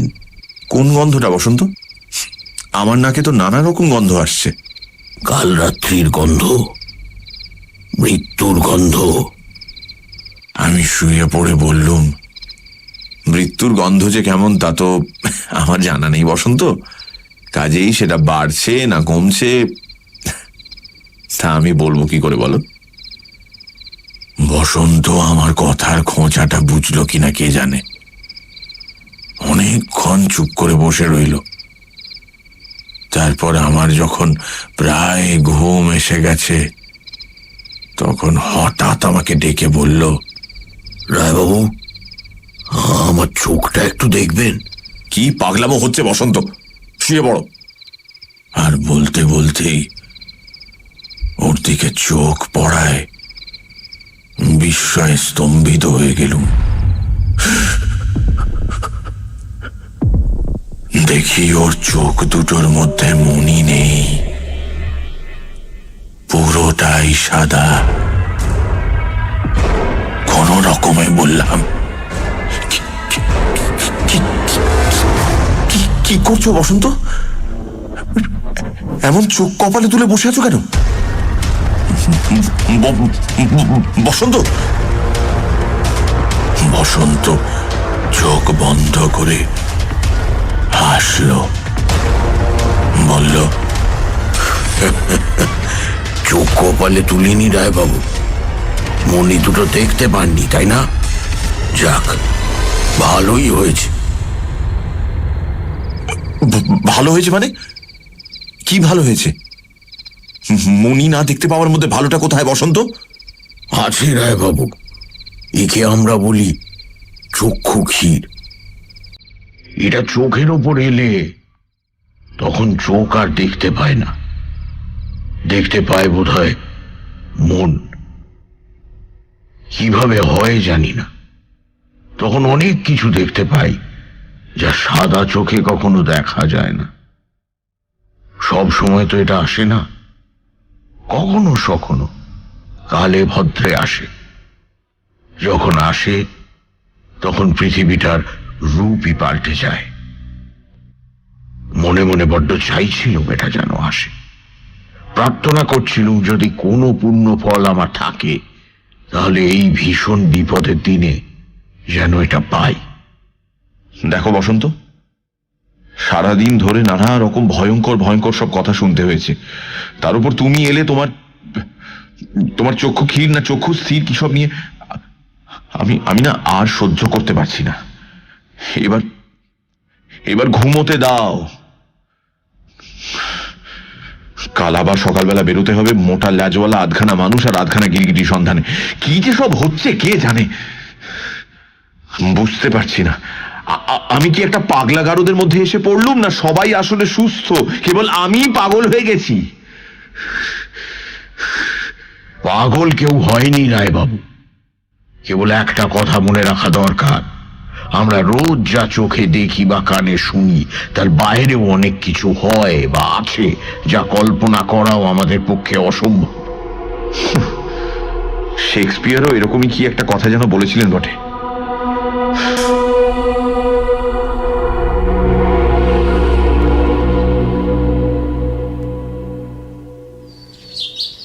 পরদিন ভোরবেলা উঠে বাইরের বারান্দায় গিয়ে দেখি চন্দ্রশেখর বসে আছে, কিন্তু তার মুখের দিকে চেয়ে আমি স্তম্ভিত। কি এক প্রচন্ড অন্তর্গুড় বেদনায় সে মুখ বেঁকিয়ে চুপ করে বসে রয়েছে। আমি জিজ্ঞেস করলাম, কি হয়েছে? সুমিত্রা আমাকে আলটিমেটাম দিয়েছে গতকাল, যেভাবেই হোক আজ রাত্রের মধ্যেও চলে যাবেই। আমি যতক্ষণ ব্যবস্থা না করছি ততক্ষণ সে অন্য জল স্পর্শ করবে না বলে দিয়েছে। বলো কি? এ তো মহা বিপদ দেখছি। ঘনশ্যামবাবুর কাছ থেকে কোনো খবর পেলে? না, আজ আসবে হয়তো। তবে তুমি ভেতরে গিয়ে বৌঠানকে বলো যেন আজকের দিনটা অপেক্ষা করেন, তারপরে কাল না হয় অন্য ব্যবস্থা নেওয়া যাবে। যাও। কি ব্যবস্থা নেবে তুমি? ধাইমা মারা গেছেন আজ 17 দিন হলো, আরেকটা মৃত্যু আসছে আর দিন 4 মধ্যে। গাঁয়ের লোক রাত্রে বেরোনো বন্ধ করেছে। পাইকদের বা বেহারাদের কাউকে বললেও কেউ এখন বেরোবে না, কেটে ফেললেও নয়। আরে দিনে দিনে যাবে, দিনে দিনে চলে আসবে, কি আছে তাতে? আরে তুমি শুধু তাদের নিরাপত্তার কথা ভাবছো, তাদের তো পরিবার রয়েছে, তারা তো তাদের কথা ভাবছে। সে কথা ঠিক। তাহলে কি করবে? তাই তো বুঝতে পারছি না। সুমিত্রা আমাকে যাই সন্দেহ করুক না কেন, তার জন্য যদি নাওয়া খাওয়া ত্যাগ করে ভয়ের চোটে একটা ভালো মন্দ করে বসে, তাহলে আমি কোথায় যাব বলতে পারো? সত্যি তো, এ তো মহা অসুবিধা দেখতে পাচ্ছি। তা এমন কেউ নেই যার পরিবার নেই? আছে, তার গরুর গাড়িও আছে, আমাদের রামকৃষ্ণ গাড়োয়ান। কিন্তু সে বেটা বদ্ধ মাতাল। অন্তত 2 পাইক ছাড়া সুমিত্রাকে তার হাতে ছাড়ি কি করে? 2 দিনের পথ। তুমি সঙ্গে যাও না? না চিত্তপ্রসাদ, তা হয় না। বললুম না, সময় হয়ে এসেছে। আমার বুকের ভেতরটা কেমন ছ্যাঁক করে উঠল। বললাম, তুমি এখন কিছুতেই যেতে পারো না? দৃঢ়ভাবে মাথা নেড়ে চন্দ্রশেখর বলল, না, অন্তত এই কটা দিন নয়।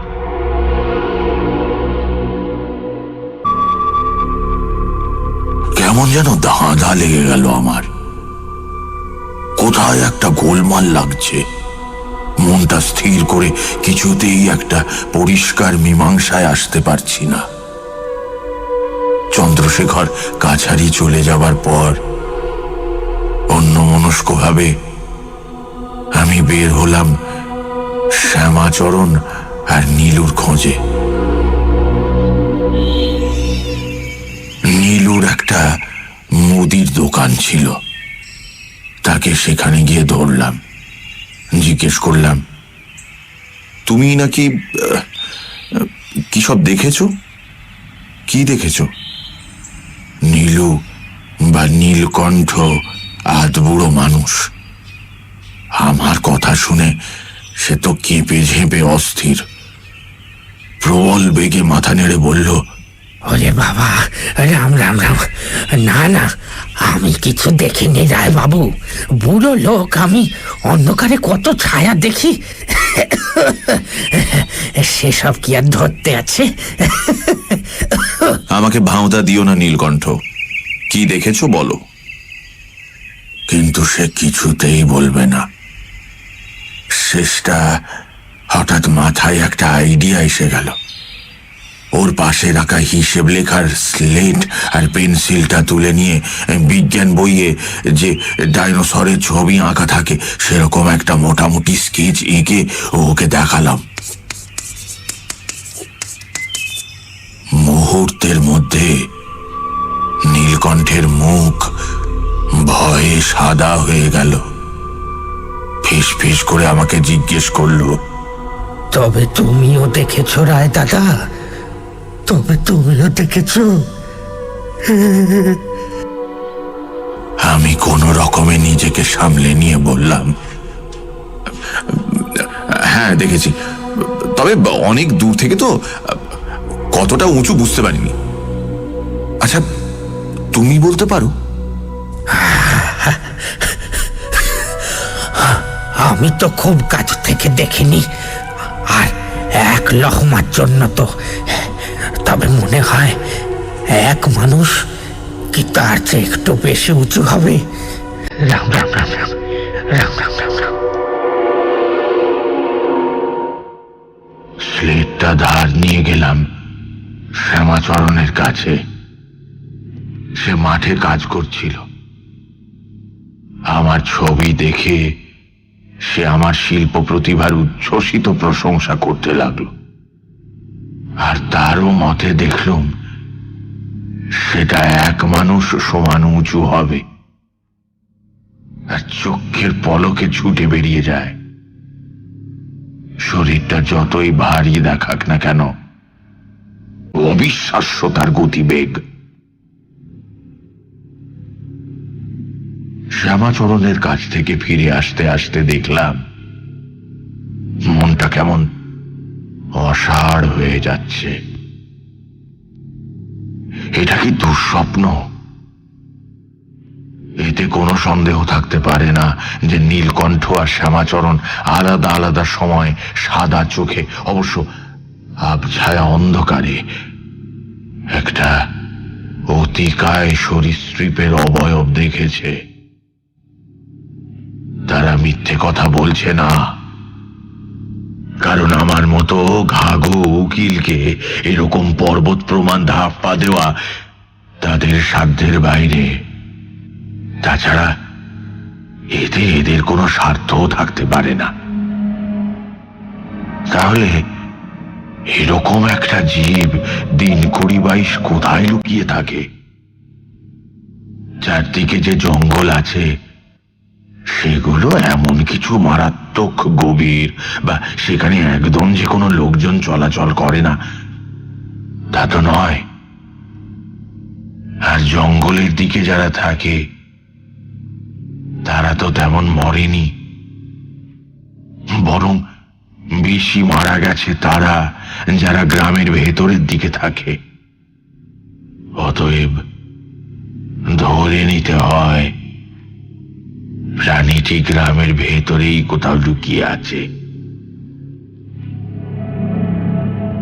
কিন্তু সকলের দৃষ্টি এড়িয়ে সে থাকে কোথায়? কেউ কি তাকে লুকিয়ে রাখে? আর দিন 20-22 অন্তর সে ক্ষুধার্ত হলে তাকে ছেড়ে দেয়? তাহলে নিশির ডাক, সেটা যদি সত্যি হয় তাহলে বলতে হবে কেউ সেই সরীসৃপটি সঙ্গে নিয়ে বেরোয়, তাকে শিকার ধরে নিতে সাহায্য করে। কিন্তু সে কে? আর এরকম একটা অতিকায় সরীসৃপ লুকিয়ে রাখার মতো জায়গাই বা কোথায়? তাহলে কি জমিদার বাড়ি? অসম্ভব নয়। ও বাড়ির তো মাত্র একটা অংশে চন্দ্রশেখর থাকে, আর বেশিরভাগ অংশই তো তালা বন্ধ হয়ে পড়ে থাকে। ওদিকে কি কিছু আছে?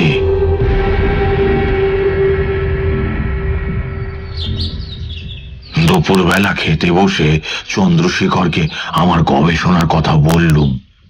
চন্দ্রশেখর স্থির উজ্জ্বল দৃষ্টিতে সব কথা শুনল, কিন্তু কোনো মতামত প্রকাশ করল না। খাওয়া শেষ হলে অন্দরের ভেতরে গিয়ে একটু বাদেই বেরিয়ে এলো, এক হাতে একটা রাইফেল আর অন্য হাতে একটা চাবির গোছা নিয়ে। বলল, চলো অন্য মহলগুলো একটু খুঁজে দেখি। চলো। বসন্ত কাছেই ছিল, সেও জুটে গেল। কেবল জুটে গেল নয়, আঠার মতো আমার সঙ্গে সেঁটে গেল বলা যায়। কিন্তু কোনো লাভ হলো না, কিছুই পাওয়া গেল না। আমরা হতাশ হয়ে ফিরে এলাম। বৈঠকখানা ঘরে এসে বসতেই একজন পাইক একটা টেলিগ্রাম দিল ওই চন্দ্রশেখরের হাতে। সেটা পড়ে চন্দ্রশেখরের মুখটা ছাইয়ের মতো ফ্যাকাশে হয়ে গেল।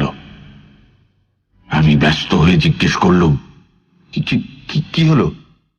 হ্যাঁ?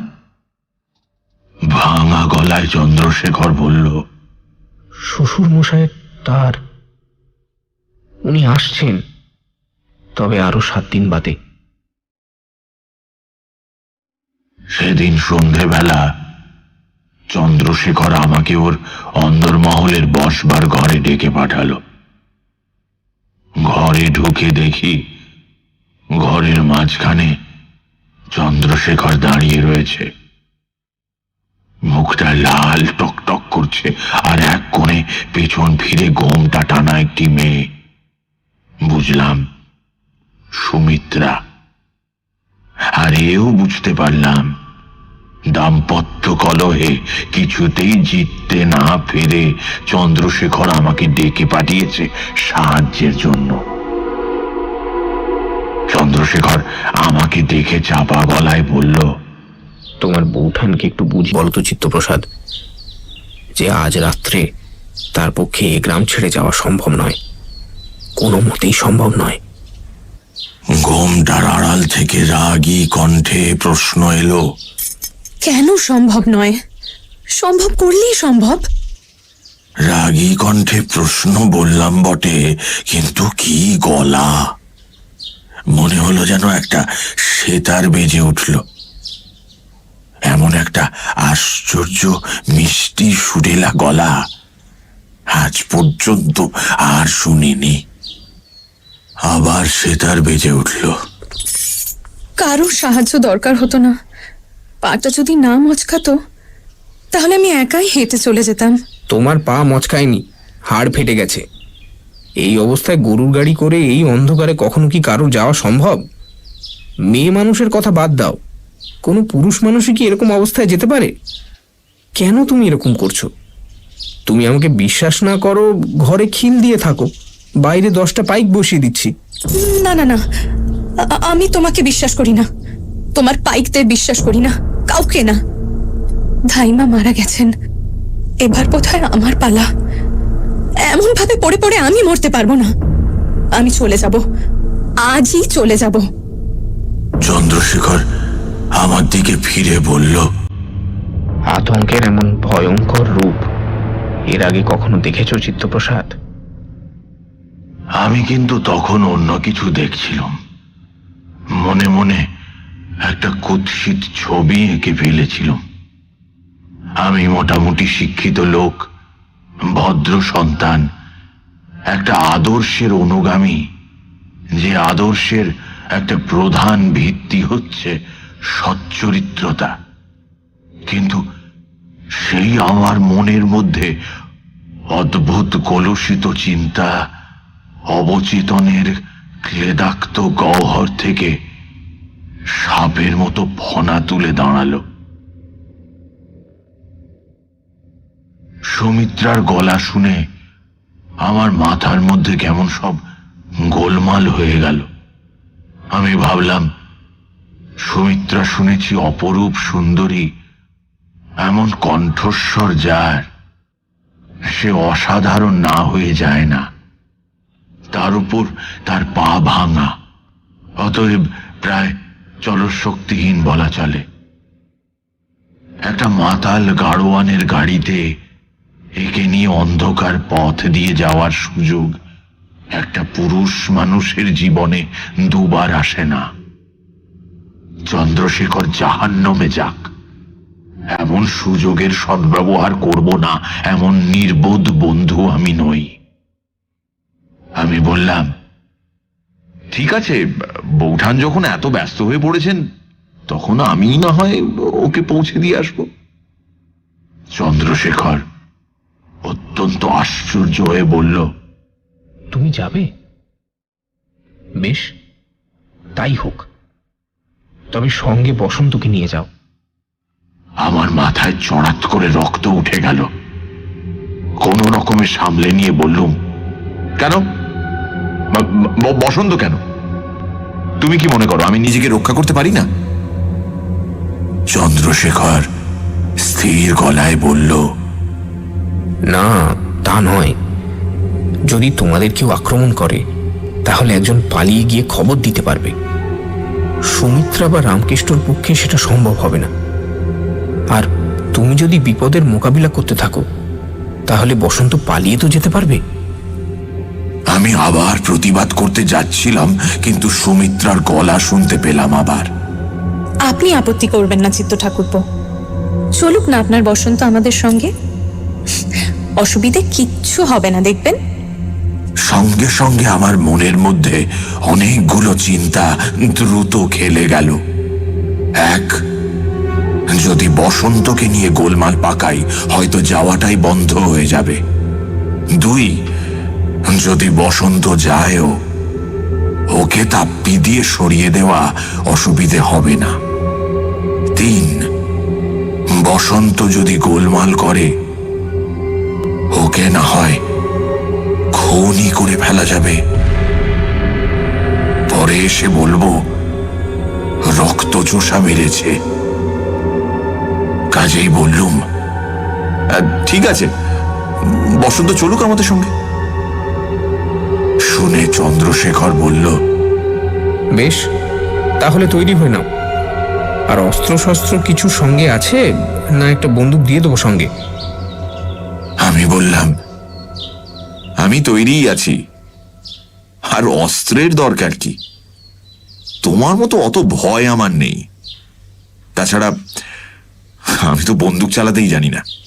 না, অস্ত্র ছাড়া আমি তোমাদের কিছুতেই যেতে দেব না। তুমি না নাও, বসন্ত নিক। ওকে ডাকো, দেখি অন্তত সড়কি চালাতে জানে কিনা। বসন্ত ঘরে ঢুকেই একটা ঝাঁকানি দিয়ে শরীর শক্ত করে দাঁড়িয়ে গেল। চন্দ্রশেখর একটু বিস্মিত হয়েই জিজ্ঞেস করল, কি হলো বসন্ত? বসন্ত একটা অস্বাভাবিক গম্ভীর গলায় বলল, গন্ধটা বড্ড বেশি। চন্দ্রশেখর আবার কি একটা প্রশ্ন করতে যাচ্ছিল, আমি বাধা দিয়ে বললাম, তোমার ওই ন্যাকামো বন্ধ করতো বসন্ত। জমিদার বাবু যা প্রশ্ন করছেন তার জবাব দাও। গন্ধ গন্ধ করে মাথা খারাপ করে দিল একেবারে। আমার রূঢ়তায় বসন্ত চমকে উঠল। আমার দিকে অবাক হয়ে তাকিয়ে জিজ্ঞেস করল, কি প্রশ্ন? বলতে বলতে দেখি ওর চোখের ওপর একটা অস্বচ্ছ ঘন তরল আবরণ নেমে এসে মণি দুটোকে আড়াল করে দিচ্ছে। দেখে রাগে আমার সর্বাঙ্গ জ্বলে উঠল। ওকে চিৎকার করে গালাগালি করতে ইচ্ছে হলো, কিন্তু আমি কিছু করার আগেই চন্দ্রশেখর জিজ্ঞেস করলো, তুমি কি বন্দুক চালাতে জানো বসন্ত? বসন্ত মাথা নেড়ে বলল, না। সড়কি চালাতে পারো বা বর্ষা? হ্যাঁ পারি, সর্কির খেলায় আমি গুরু যাদবচন্দ্র পালের শিষ্য। বলে দু হাত জোর করে মাথায় ঠেকালো বসন্ত। জয় গুরু। চন্দ্রশেখর একটা দেয়াল আলমারির ভেতর থেকে একটা রূপো বাঁধানো লাঠি বের করে নিয়ে এলো। সেটার মাথাটা খুলতেই ভেতর থেকে প্রায় 1 হাত লম্বা একটা চকচকে ইস্পাতের ফলা বেরিয়ে এলো। সেই প্রাণঘাতী অস্ত্রটাকে বসন্তের হাতে ধরিয়ে দিয়ে চন্দ্রশেখর জিজ্ঞেস করলো, এটা ব্যবহার করতে পারবে? এটা আমার ঠাকুর দাদার গুপ্তি, তার বংশের মর্যাদা রেখেছে অনেকবার।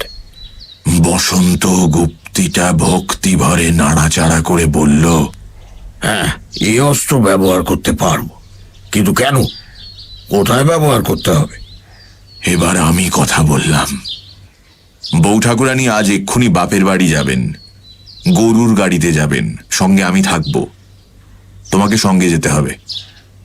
বসন্ত দৃঢ়ভাবে ঘাড় নাড়ল, বলল, না, আপনার যাওয়া হতে পারে না রায়বাবু। গন্ধটা আজ বড্ড বেশি, আর আপনার ভেতরে, সে কথা থাক, আমি আপনাকে কিছুতেই যেতে দেব না। বসন্তের কথায় রাগে আমার মাথায় রক্ত উঠে গেল।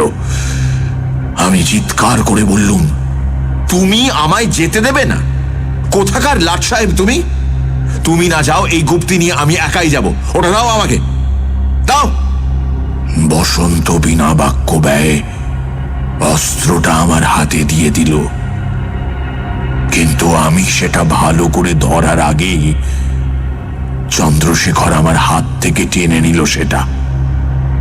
বলল, না না চিত্তপ্রসাদ, এই জিনিস চালানো বড় সহজ নয়। কায়দা জানা না থাকলে নিজেই আহত হয়ে পড়বে, এমনকি কোনো গুরুতর বিপদ ঘটে যাওয়াও কিছু অসম্ভব নয়। তারপর বসন্তের দিকে তাকিয়ে বলল, যাও না বসন্ত, আমি বউ ঠাকুরানীকে কথা দিয়েছি যে তাকে আজ বাপের বাড়ি রওনা করিয়ে দেবই। বসন্ত ঘাড় নিচু করে বলল, না জমিদার বাবু, সেটা অসম্ভব। তখন ঘরের কোণ থেকে আবার সেই শততন্ত্রী বীণা বেজে উঠল। কিন্তু যেতে যে আমাকে হবেই বসন্ত, তুমি না নিয়ে গেলে আমি যাব কি করে বলো? ঘরে যে একজন তৃতীয় ব্যক্তি রয়েছেন সেটা এতক্ষণ বসন্ত বুঝতে পারেনি। সুমিত্রার গলা শুনে আগের মতো ঘাড় নিচু করেই একটু অস্বস্তি ভরা গলায় বলল, আমাকে ক্ষমা করবেন মা, আমি বুঝতে পারিনি আপনি ঘরেই আছেন। তবে ছেলের বেয়াদবি মাফ করবেন, আমি কিছুতেই যাব না, রায়বাবুকেও যেতে দেব না। মানে আমি জীবিত থাকতে উনি যেতে পারবেন না। শুনে আমি বলতে গেলুম যে জীবিত তুমি থাকবে না, কিন্তু তার আগে সুমিত্রা বলে উঠল, আমার অনুরোধ তুমি রাখবে না বসন্ত? বলতে বলতে এসে বসন্তর সামনে দাঁড়ালো।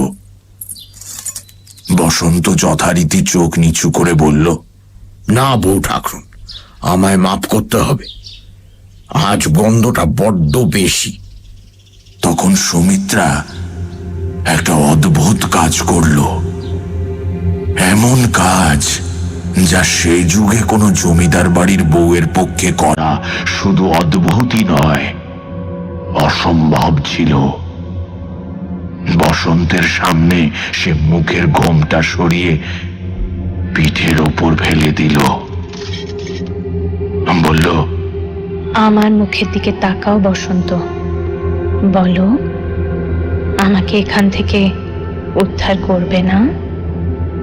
আমি আর চন্দ্রশেখর স্তম্ভিত বিস্ময়ে সুমিত্রার দিকে চেয়ে রইলুম।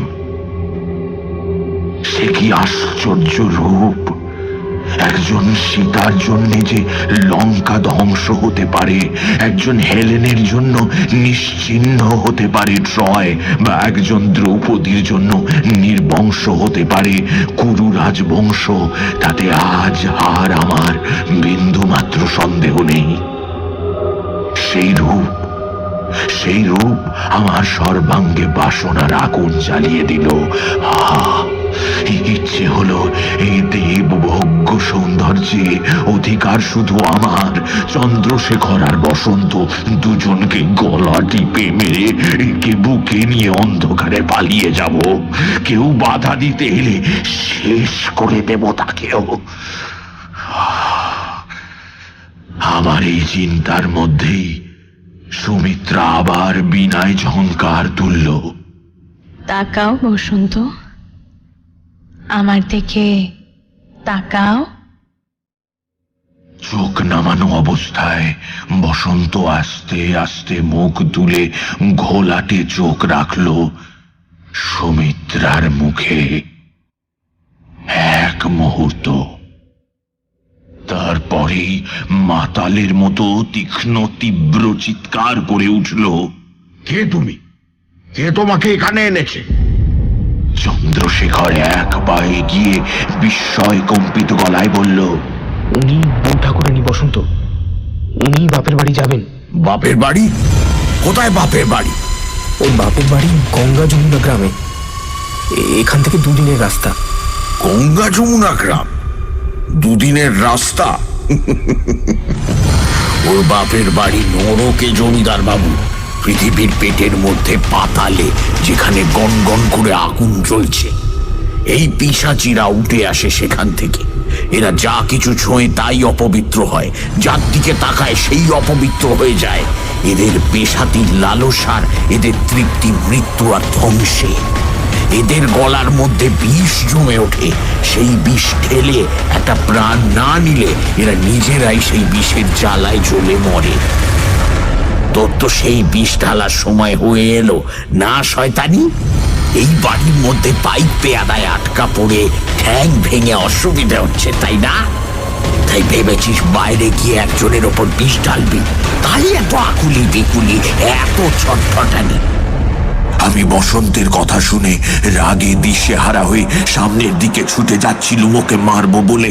চন্দ্রশেখর আমাকে পেছন থেকে টেনে ধরলো, নিঃশব্দে আঙুল দিয়ে সুমিত্রার পায়ের দিকটা দেখালো, যেখানে একটু আগে দেখেছিলুম এক জোড়া রাঙা পদ্মের মতো পা।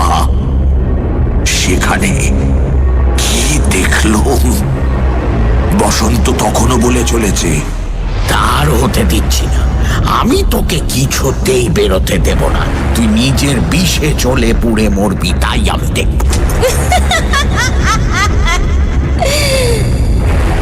আমি মরবো না রে, মরবি তুই।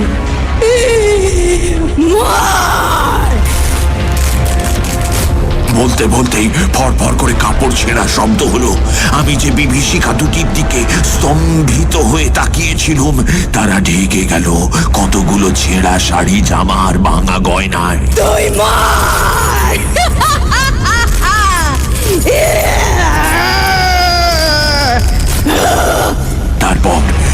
তারপর একসঙ্গে দুটো শব্দ শুনলাম, একটা বসন্তের ক্ষীণ হাহাকার আর একটা খ্যাক করে আওয়াজ।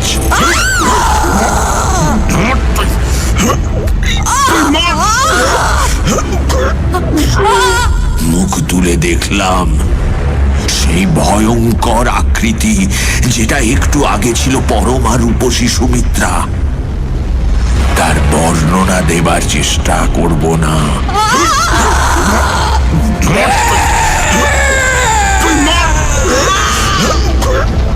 সেই ভীষণ আকার একটা শরীর মৃত্যু যন্ত্রণায় আছাড়ি বিছাড়ি খাচ্ছে। তার গলায় চন্দ্রশেখরের হাতের গুপ্তিটা আমূল গাঁথা। আমি সম্মোহিতের মতো দাঁড়িয়ে রইলুম আর দেখতে লাগলুম সেই অতিকায় বিভৎস মুখটা আকাশের দিকে উঁচু হয়ে খাবি খেতে খেতে আস্তে আস্তে স্থির হয়ে নেতিয়ে পড়ল।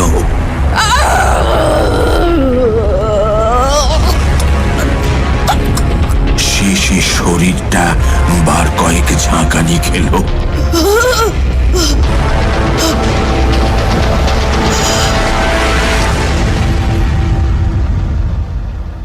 তারপর সব স্তব্ধ, চুপ। তবে বিস্ময়ের এখানে শেষ ছিল না।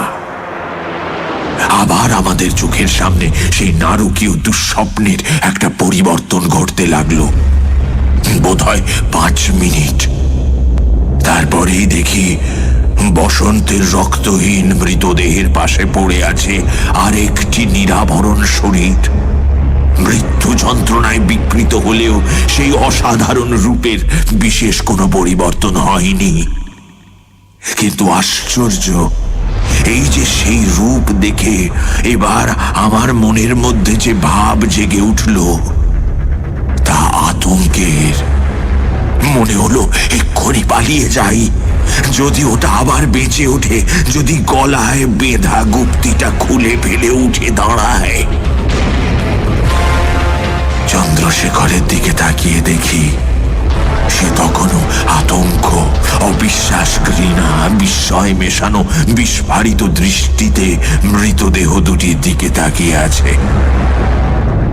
তখন আমার সম্বিত ফিরে এলো। আমার আইনজীবীর মস্তিষ্ক দ্রুত কাজ শুরু করে দিল। আমি এগিয়ে গিয়ে সৌমিত্রার গলা থেকে গুপ্তিটা টেনে বের করে একটা চাদর দিয়ে দেহটা ঢেকে দিলাম। তারপর চন্দ্রশেখরের কাছে গিয়ে তাকে স্পর্শ করলাম। সঙ্গে সঙ্গে সে জ্ঞান হারিয়ে পড়ে গেল।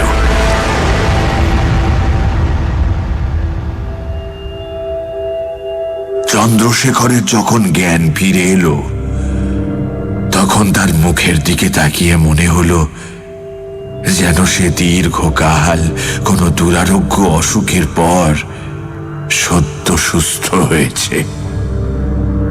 ক্লান্ত, অবসন্ন গলায় বলল, ব্যাপারটা যে এরকমই কিছু সে সন্দেহ আমার বেশ অনেক দিনই হয়েছিল।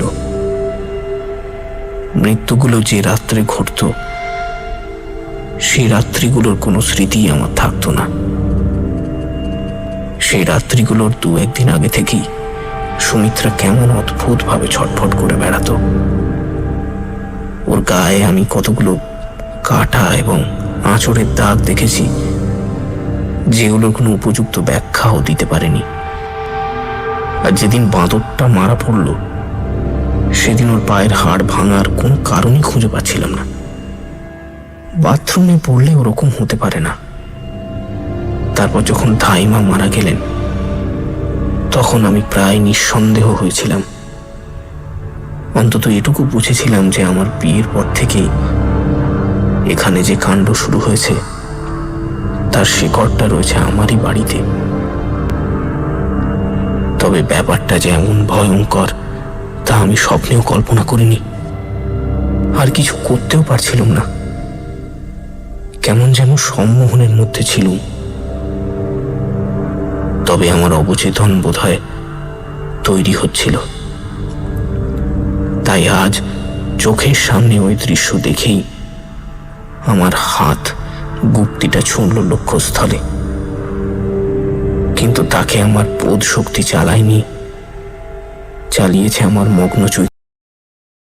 আমি হতে দিতে পারি না, কেবল তোমার বন্ধু বলে নয়, একজন মানুষ বলেও। তবে তবে আমরা কি করব? তুমি এক্ষুনি গাঁয়ের লোককে খবর দাও। বলো এবার রক্তচোষার শিকার 2 জন, বউ ঠাকুরানী আর তাকে বাঁচাতে গিয়ে বসন্ত। বসন্তের মৃতদেহ দেখলে সবাই নিশ্চিন্ত হবে। সুমিত্রাকে তুমি স্নান করিয়ে নতুন কাপড় পরিয়ে দাও আর ঘোমটা আর কাপড় দিয়ে যতটা সম্ভব মুখটা ঢেকে দাও। সবাইকে বলে দাও যত শীঘ্র সম্ভব দাহ শেষ করে যেন চলে আসে। কেউ কোনো সন্দেহ করবে বলে মনে হয় না। মৃত্যু ভয় তারপরেও থাকবে, থাকুক। যখন অপঘাতে মৃত্যুগুলো বন্ধ হবে তখন আতঙ্কটাও আস্তে আস্তে কেটে যাবে। তুমি আমার কাছে থাকবে তো? হ্যাঁ, নিশ্চয়ই। অন্তত যতদিন ঘনশ্যামবাবু না আসছেন। ঘনশ্যাম এসে নাক কুঁচকে বললেন, রক্তচোষা মেরেছে, বিশ্বাস করি না এসবে আমি। খুন করেছো তোমরা ওকে, আমি পুলিশে যাব। আমার মেয়েকে খুন করার জন্য তোমাদের হাড়ির হাল করে ছাড়বো। ওই ফোচকে উকিল সামনে ধরে তুমি পার পাবে না চন্দ্রশেখর। আমি বললাম, ঘনশ্যাম বাবু, আপনি অনেক মামলা মোকদ্দমা লড়েছেন, আমি জানি। অতএব এই কথা নিশ্চয়ই আপনার জানা আছে, খুনের মামলা বড় বিষম বস্তু, তাতে অনেক কিছু নিয়েই টান পড়ে। সে টানা পড়েন সইতে পারবেন তো?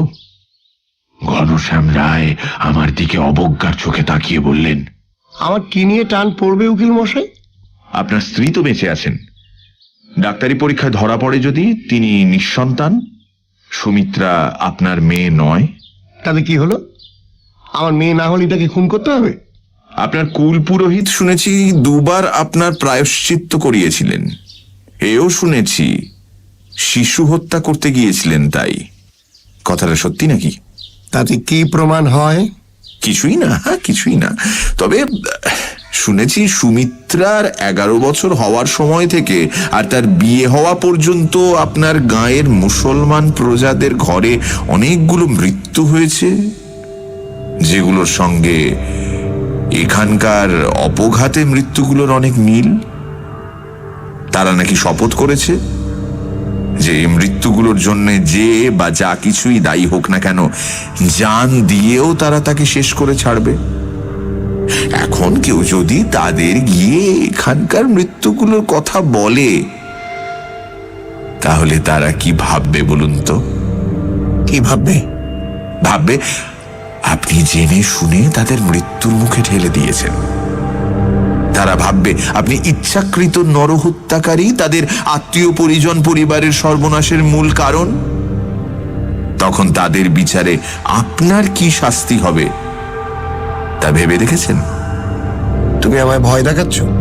হ্যাঁ হ্যাঁ হ্যাঁ হ্যাঁ, আপনি অতি জঘন্য অপরাধী। আপনাকে ভয় দেখানোর নীতিগত অধিকার আমার আছে। আপনার দুর্ধর্ষ লাঠিয়ালরা আপনার ওই মুসলমান প্রজারাই। আপনি তাদের প্রতি বিশ্বাসঘাতকতা করেছেন, এখন এসেছেন চন্দ্রশেখরের হাঁড়ির হাল করতে। এত কথা তুমি জানলে কি করে? ঘনশ্যাম বাবু, আমি ফোচকে উকিল হতে পারি, কিন্তু নির্বোধ নই। আপনাকে চিনতে আমার একটুও ভুল হয়নি, এবং আপনি যে এরকমই একটা কাণ্ড করবেন তা আগে ভাগে বুঝে নিয়ে সুমিত্রার মৃত্যুর পরদিনই আমি আপনার গ্রামে চলে গিয়েছিলাম। সেখান থেকে সব খবরই নিয়ে এসেছি, আর খানিকটা ছেড়েছি আন্দাজে। তবে আমার কোনো ভুল হয়নি। না, তা হয়নি। ঠিক আছে, যা করেছো বেশ করেছো। আমি তাহলে এখন চলি। দাঁড়ান, সুমিত্রা আপনার নিজের মেয়ে নয় তাতে সন্দেহ নেই। তাহলে কার মেয়ে সে? ঘনশ্যাম বললেন, আমি তার পরিচয় জানি না। আজ থেকে বছর 20 আগে একদিন একটা ভব ঘুরে এসেছিল আমাদের গায়ে তার ভেলকি দেখাতে। অতি অদ্ভুত ছিল তার খেলা, বুঝলে? কিন্তু তার খেলার চেয়েও যেটা আমাকে সবচেয়ে অবাক করেছিল তা হচ্ছে তোর খেলার চুবড়ির পাশে ছেঁড়া ন্যাকড়ায় শোয়ানো একটি প্রায় সদ্যজাত শিশু। অবাক করেছিল কারণ লোকটি ছিল অবিশ্বাস্য রকমের কুৎসিত, এত কদাকার যে তাকে দেখলে ভয়ে বুক কেঁপে ওঠে। অথচ মেয়েটি ছিল অসম্ভব সুন্দর, ফুটফুটে। আমার তো নিজের সন্তান ছিল না, তাই লোকটাকে ডেকে বাচ্চাটা কিনে নিতে চাইলাম। 50 টাকায় রফা হলো। পরে আমি বাচ্চাটার স্বরূপ বুঝতে পারি। তাকে দুবার মারতেও গিয়েছিলাম, কিন্তু কিন্তু কেমন যেন মোহগ্রস্ত হয়ে পড়েছিলাম। শেষ মুহূর্তে আর মারতে পারিনি। চন্দ্রশেখর কাতর কণ্ঠে জিজ্ঞেস করল, তাহলে আপনি তার বিয়ে দিলেন কেন? আমি তো আপনার কোনো ক্ষতি করিনি, আমার এমন সর্বনাশটা করলেন কেন? ভেবেছিলাম বিয়ে দিলেই বুঝি সব ঠিক হয়ে যাবে। এখন দেখছি ভুল করেছিল। যাকে সব তো চুকে বুকেই গেছে, এখন আবার সব ঠিক হয়ে যাবে। চন্দ্রশেখর ক্লান্ত গলায় বলল, হবে কি, বসন্ত যা বলে গেছে তা যদি ঠিক হয় তবে তো এরা আবার উঠে আসবে। আর আপনার মতো লোক যদি পায় তবে তাকে আশ্রয় করে আবার এরা নিয়ে আসবে কাল রাত্রি। তবে বসন্তের মতো লোকও নিশ্চয়ই থাকবে, যারা কেবল চোখ দিয়েই দেখবে না, মন দিয়েও দেখবে। সেটাই যা ভরসা। তা না হলে এই সুন্দর পৃথিবীটা তো কবেই বিষের জ্বালায় জ্বলে পুড়ে শেষ হয়ে যেত।